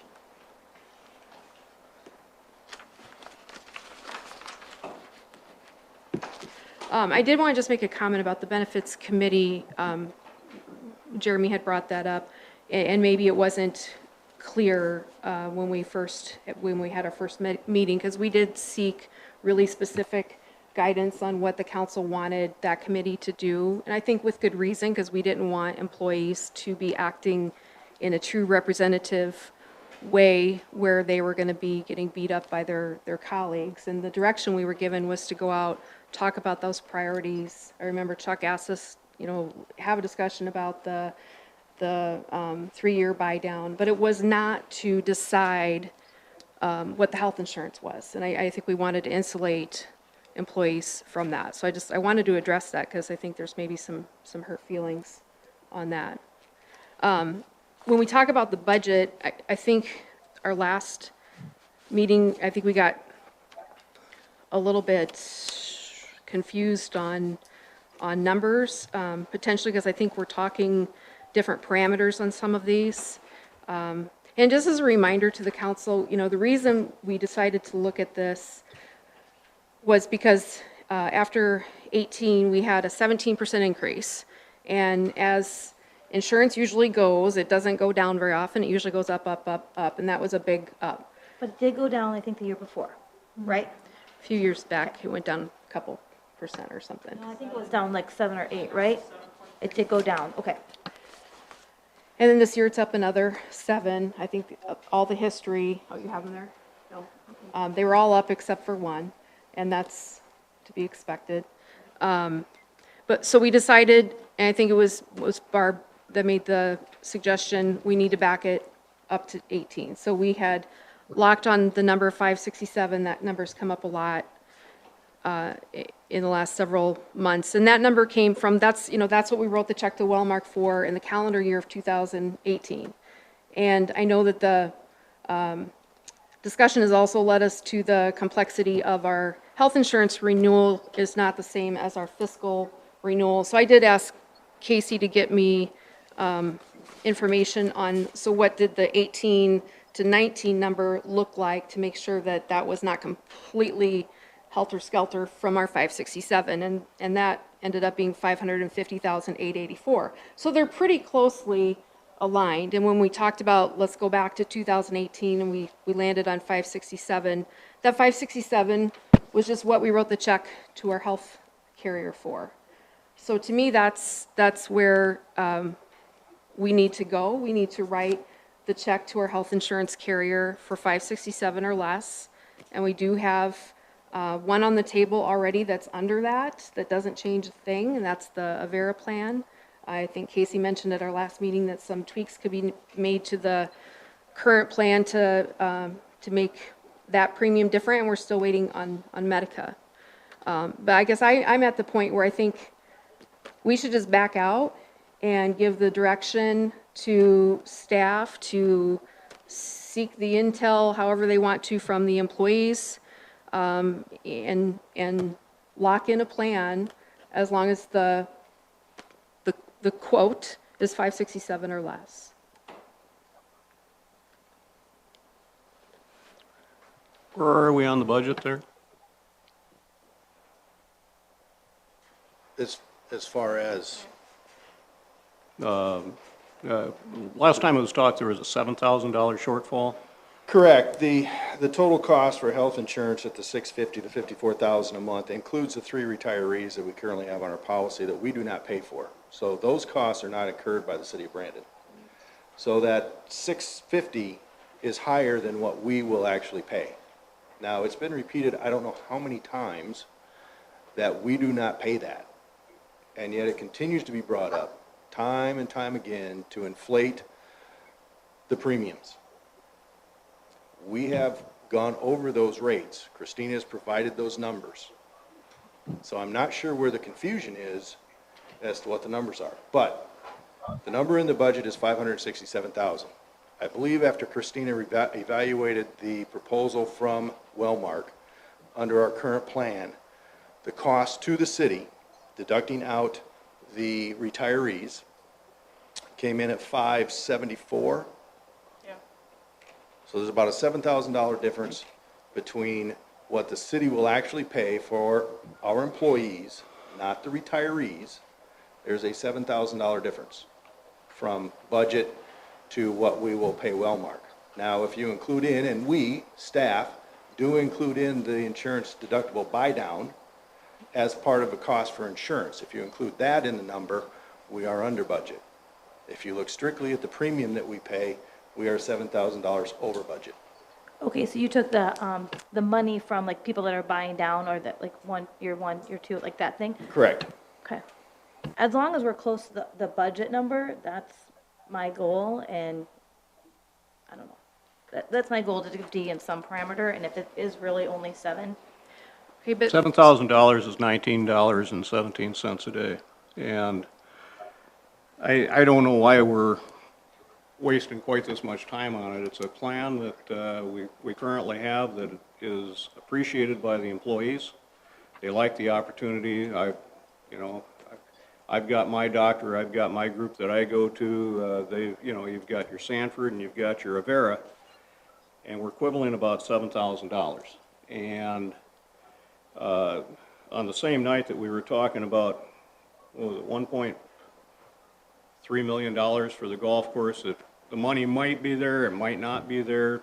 FEMA's gonna help out on that. Last year, at the end of budget, we threw in, what, $340,000 to the golf course.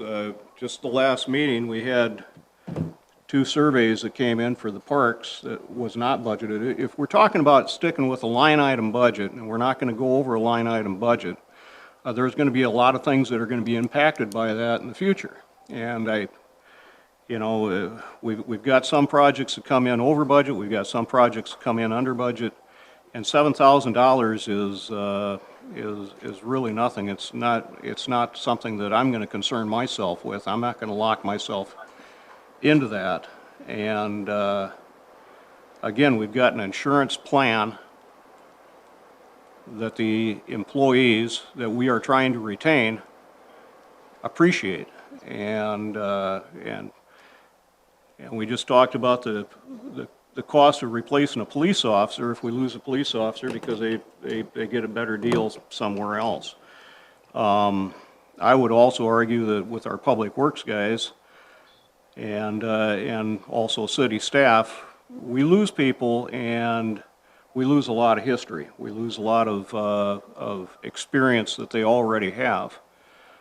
And you have to hire someone, and you have to retrain them, and there's a cost associated with that for just one person, well over $7,000. So that's my rant.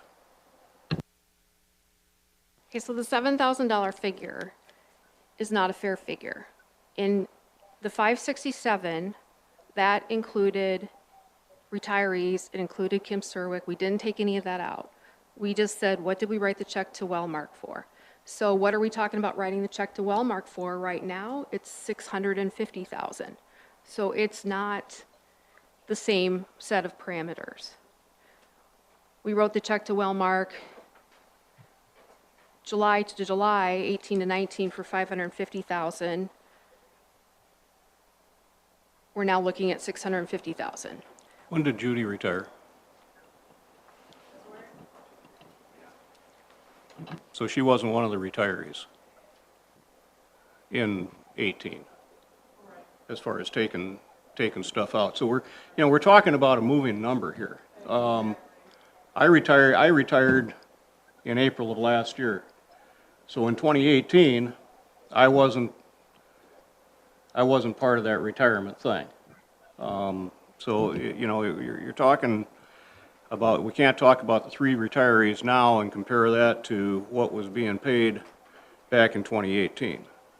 And so we're apples and oranges as far as the numbers.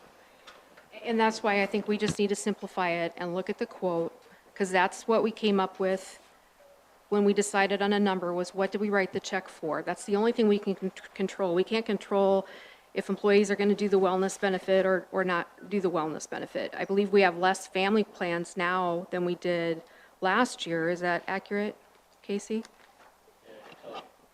I'll tell you in a second for sure, but I think that's right.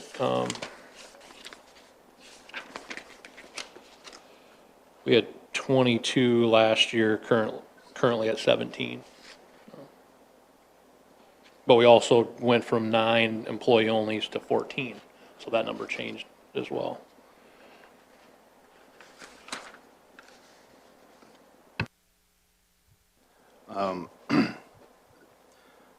So we passed a $567,000 budget number. Is that right? That's what we agreed to. And the city staff is saying that we're $7,000 off of that number if we take the retirees out that are paying their own bills. So we're only looking for $7,000. And we set a budget number. I believe that we as a council should not be picking a plan. We set a number and we get out of the way. That's just my thoughts. Agree with that, but we picked a number that was going to back us down. And that number was just, what did we write the check for? It didn't include, let's make a bunch of deductions before we pick that number. So the parameters are very different. No, but we did pick a number. We did, we did.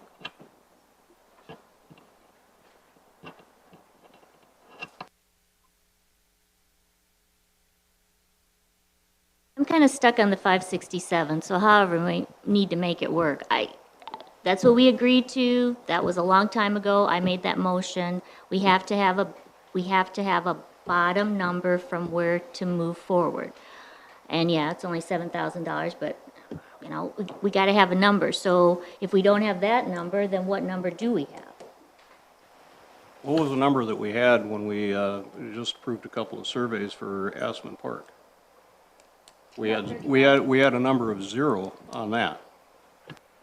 And, you know, budgets are your best estimate of what you're going to be looking at. It's not a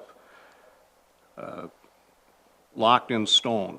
And, you know, if you're going to get hung up on $7,000, we might as well sell the golf course, because that's cost us bundles of money. And I'm interested in making sure that we retain the people that we have by providing these benefits. Wages are important, benefits are important. If you look out there, if I ask for a raise of hands of are benefits important, I bet you every one of them would, I'm not even going to look, but everyone would raise their hand. They like this plan. They like the idea that they can go to Sanford or they can go to Avera. And, you know, it's a good plan for them. They're happy with it. And $7,000 after what we've just talked about as far as some of the stuff that we spend money on, these are the most important commodity that this city has. We can buy all the fancy trucks that we want. We can buy all the fancy police cars that we want. But if we don't have good people to sit behind those wheels and operate that equipment, or go down into a trench to fix a to fix a water main, either on a warm day or on December 15th when it's cold out, you know, none of that equipment runs without people. And we've got a good staff of people, and we're quibbling about $7,000. And I just don't see it. We also have to be prudent with taxpayer dollars, though, Dave. I mean, we have another plan right in front of us. It's $100,000 less and provides everything the same, the exact same. It does not keep everything the same. Except the provider. That's a big deal. Well, that is are a we very willing to big pay deal. $100,000 for choice? Yes, Well, no, I am. You said it's the exact same plan. It is not the same plan. You are misstating what is there. The plan itself is the same. Who It you is can not the go same. to is different. It is not the same. Changing doctors is a very disruptive and can be a very personal experience. So by you characterizing that it is the same plan is wrong. It is cheaper. It is very close to the same plan. It is not the same plan. I do not understand what you don't understand about Is the design that. of the plan the same as what we currently have with Wellmark? Deductibles, yes. Copays, yes. Cost is significantly less. The big change is who is your provider. I get that. I get that. No, you don't. Yes, I do, Brian. And You in said the it's the real same. world, people have to do, I understand that. Small Then you sacrifices. Then you need to be upfront when you make your statement. I didn't and say even it is finish my different. breath before you're attacking. You said it numerous times, it's the same plan. It is not. It is the same plan that we have now. It is not the same open network that we have now. That is a big change. The plan is the same, the network is not the same. Provider is part of the plan. And it's also under our 567 number. We could write the check and be in our budget. We can also take a look at other options from Wellmark, and we will do that when they're available and when we get the Medica plan in, which we don't have yet. So I'm not sure why everybody is getting upset about this, because we go through this every year. You should all know the changes that go on during this discussion. This is about the 25th time I've gone through this process, not just here. It's not a time to panic, folks. We can wait for the Medica plan. We can have another work session and review the Medica plan and any other options that Wellmark has that we can look at to save $7,000. What is the holdup with the Medicaid plan? I mean, are they not interested? It's kind of like when you take a bid and people don't put in a bid, you don't sit there and sit on your hands and wait for these to come in. It's definitely frustrating. I don't have a good answer for you, Dave. I really don't. They've had it for weeks. Have they had complete information and applications filled out? That's just, to answer no. Your mic is off. But they Wait, haven't asked me for. your mic is off. No, they haven't, but they haven't asked me either for that additional information, but, so I can only assume, and I've asked for that My quote. gosh, folks, every other company has bid this plan. How can there be any problem with the other company? I don't want to do business with a company that can't put a bid in a timely fashion, period. For sure, and I've had that discussion today, Paul, with, that I may not take business there going forward, Right. just for this fact. It makes me look bad, that I can't provide this quote. It's just ridiculous. So, I wanted to add, I was looking at some numbers here on some alternative quotes with Blue Cross. It doesn't get us to that 7,000 number that we're trying to get to. But you can go laterally to the mid-market plans. It would take us out of the grandfather status. Okay, I'm not concerned about that. I don't think you guys should be concerned about that. We can go laterally plan, and our savings gets to a little over 4,000. So it doesn't get us our 7, but we also don't lose. Our plan design is identical. We're just going into another market segment. It's exactly identical to the Correct, current one? correct. The things, and I think I touched on this last time, or maybe at that work session, the things that it's gonna add for the employees, it will add the 100% preventative benefit to them. So now they pay a copay for their preventive when they go in for an annual physical or whatnot. This would be a zero cost to them going into this segment. So that's an addition. The other plus I like about it is everything goes toward their out-of-pocket maximum.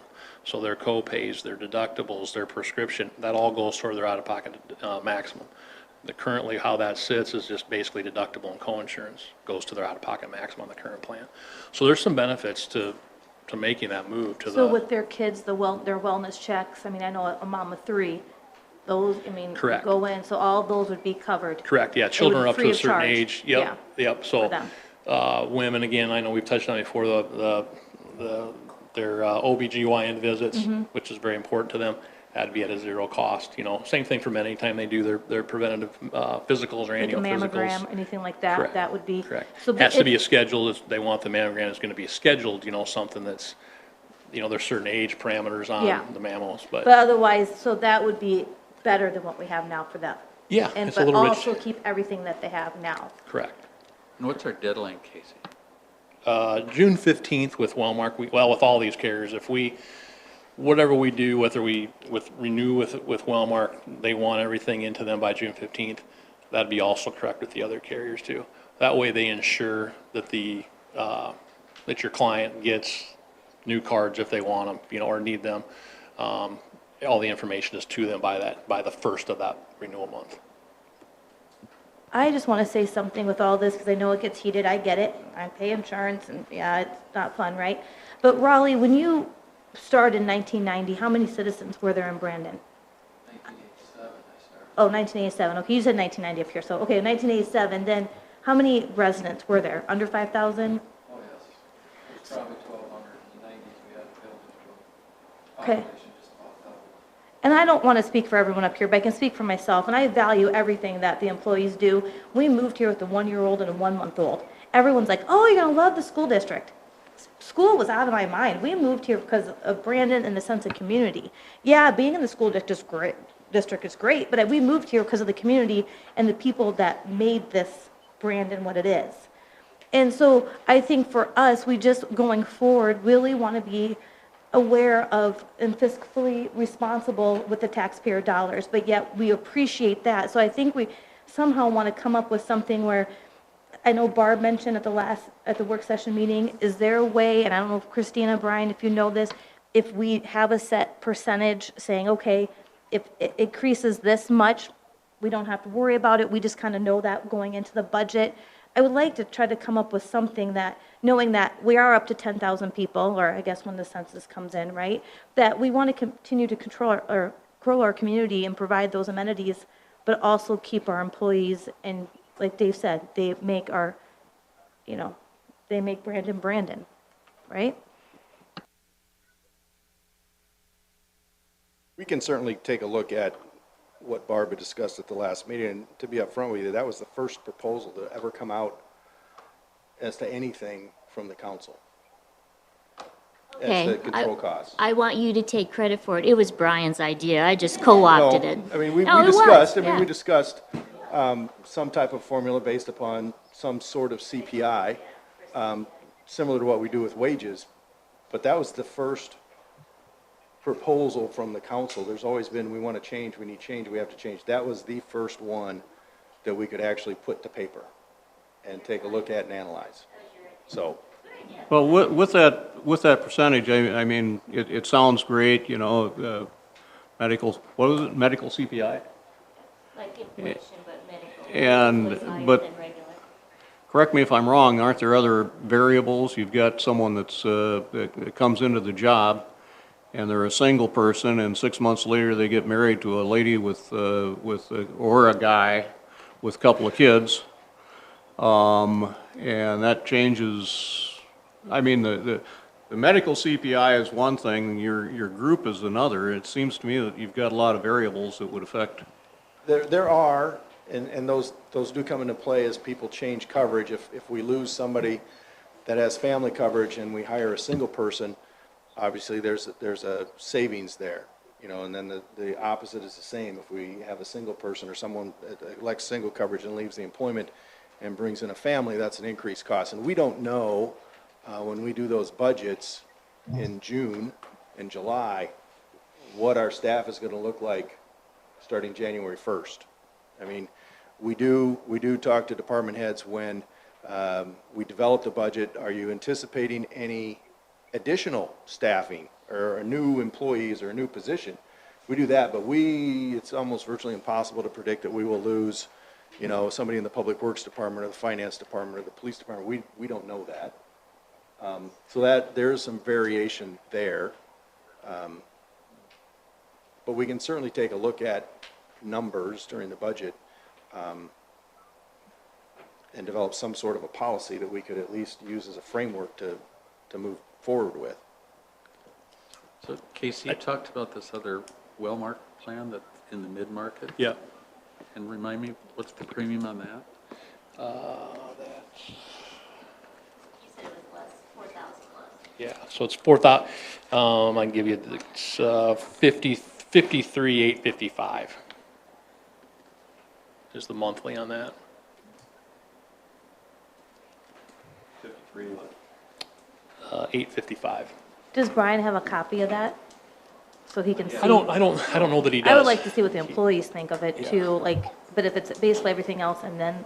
Yeah, we'll get together yet this week, Tuesday or Wednesday, and take a look at it. Better than what we've got.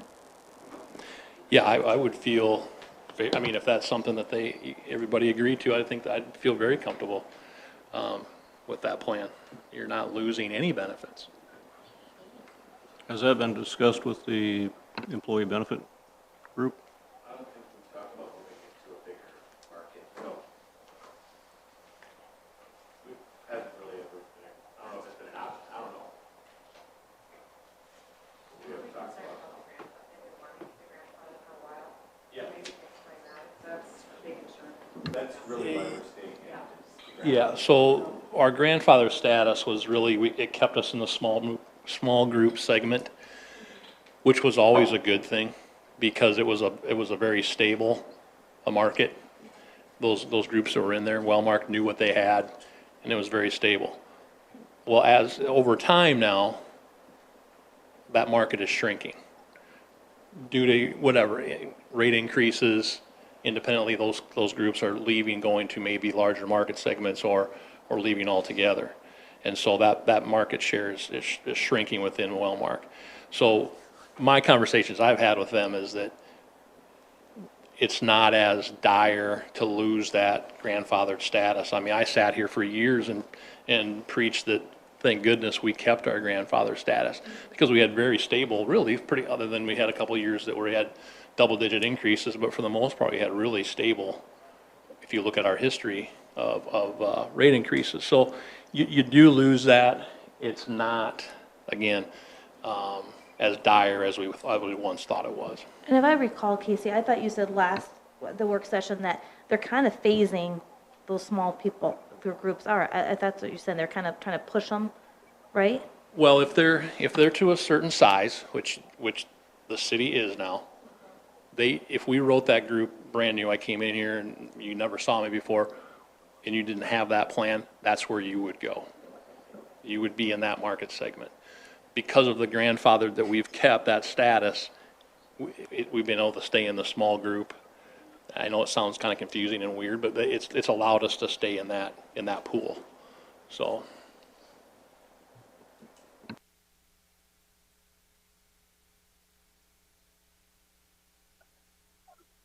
You see in the next couple of days to take a look at it. Yep. Plan, then we just talk about this next council meeting? Well, what I anticipate, maybe have a work session next week on the plans, comparing the plans. Usually what we do is put a spreadsheet together saying, here are the plans, here's the deductibles, the max out-of-pockets, the premiums, and let you take a look at those. And then are you going to get employee input? Yep. Before that meeting? Yep. So we know? Okay.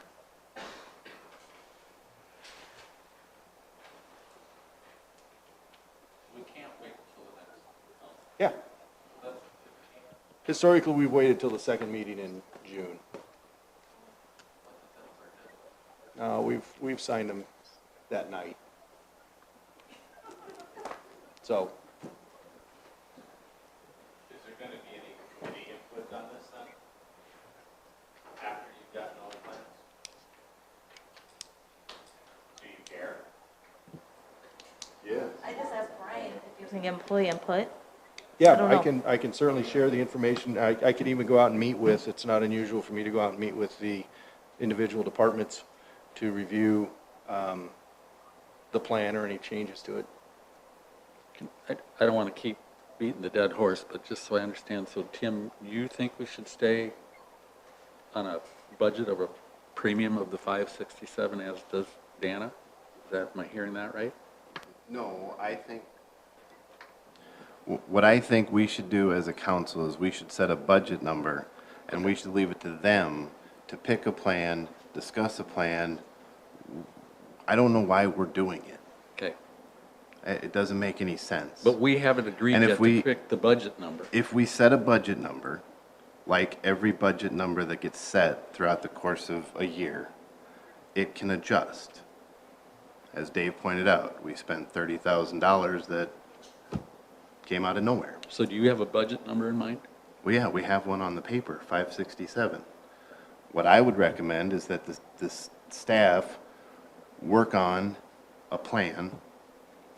If they can't find $7,000 in the budget, then they would have to come to us and ask that we approve another $7,000 expenditure, like we did with the surveying, like we just did earlier tonight with a bunch of other things. And isn't that what you proposed, Dana, was sticking with the 567 premium?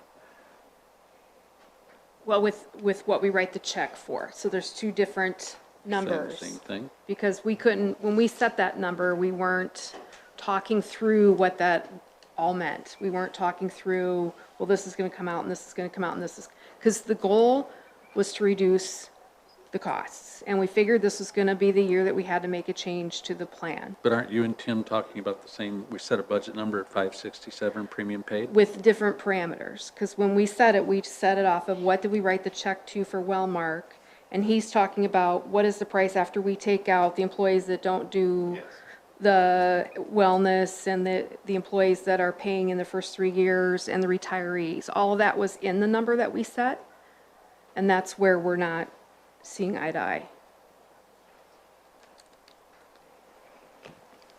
I would probably also point out that as councils change, that's a number that you set. That's a number that I think Barb was on the council at the time, and I think Chuck was on the council at the time. I wasn't on the council at the time, nor two others. So the council itself isn't necessarily bound by a previous council. That can change, and that's a floating deal also. Maybe you're onto something. Maybe we need to reevaluate that and meet somewhere in the middle of this and this, because our goal was to reduce costs. And if we can get to that point, I'd be willing to compromise that. I'm leaning more towards the 567, what we rate the premium, but if there's a way to compromise to do what you're wanting to do, I'd be willing to do that.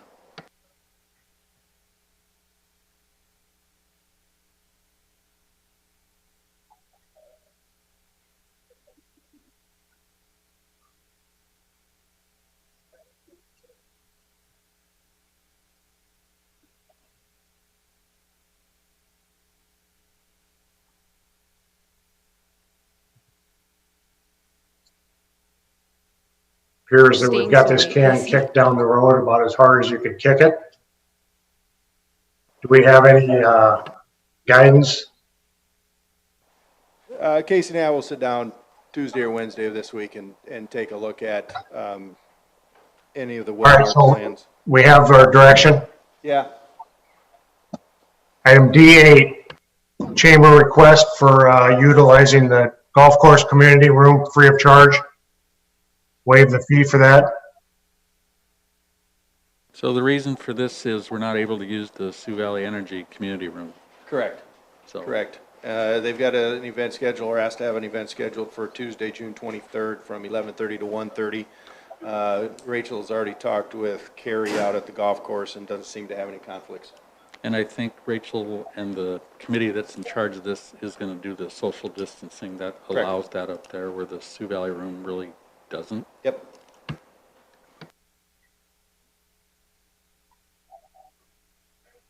Motion and second to approve to waive the fee for the Brandon Chamber of Commerce to use the golf course community room. Any further questions from council? Hearing none, Christina, can you call the roll? Clark, David, Fish, Jorgensen, Cole, Parsons. Motion carries. Item E2 is the hiring of Matthew Fickbaum as a seasonal employee in the street department at $13.60 an hour, and also hiring Victoria Rise, the same department, at $13.60 an hour. If I get a motion to approve those two. Unfortunately, Ms. Rise informed us late this afternoon that she will not accept the position. She is going to work elsewhere. So it would just be Matthew Fickbaum. Motion second to approve Matthew Fickbaum at $13.60 an hour. Any questions? Christina?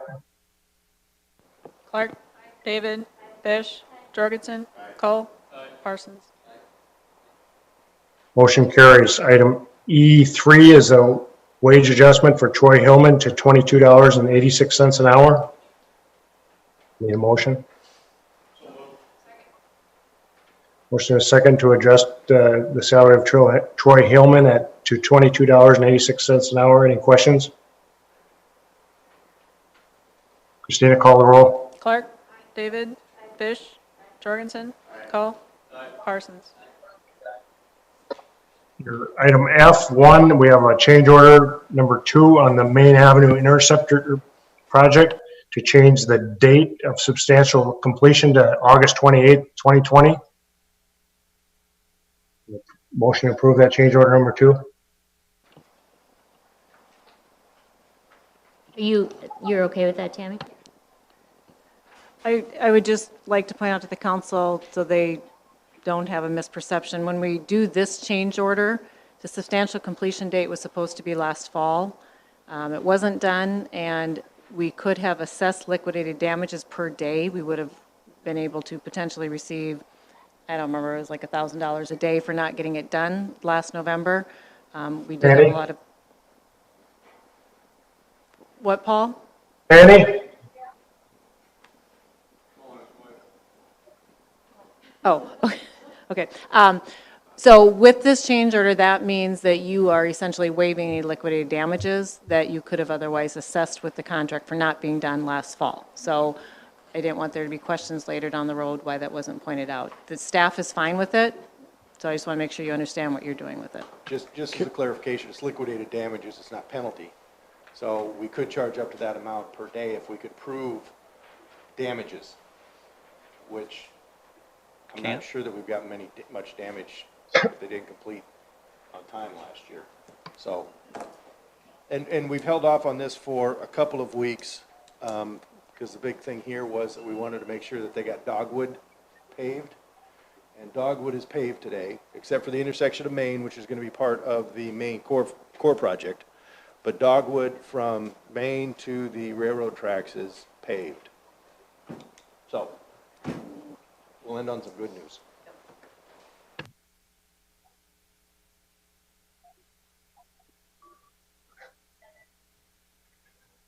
Okay, a motion and a second to approve change order number 2 is presented. Any further questions?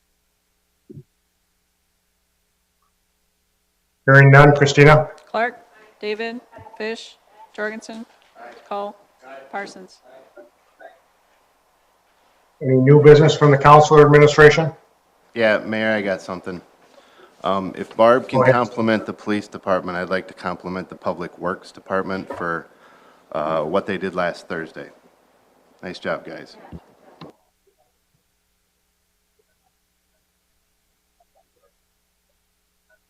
So we had a contractor working in town who happened to hit a water main that shut down most of the east side of Brandon, and they worked very diligently so that the next morning when our citizens went to shower, they had water. It was fantastic.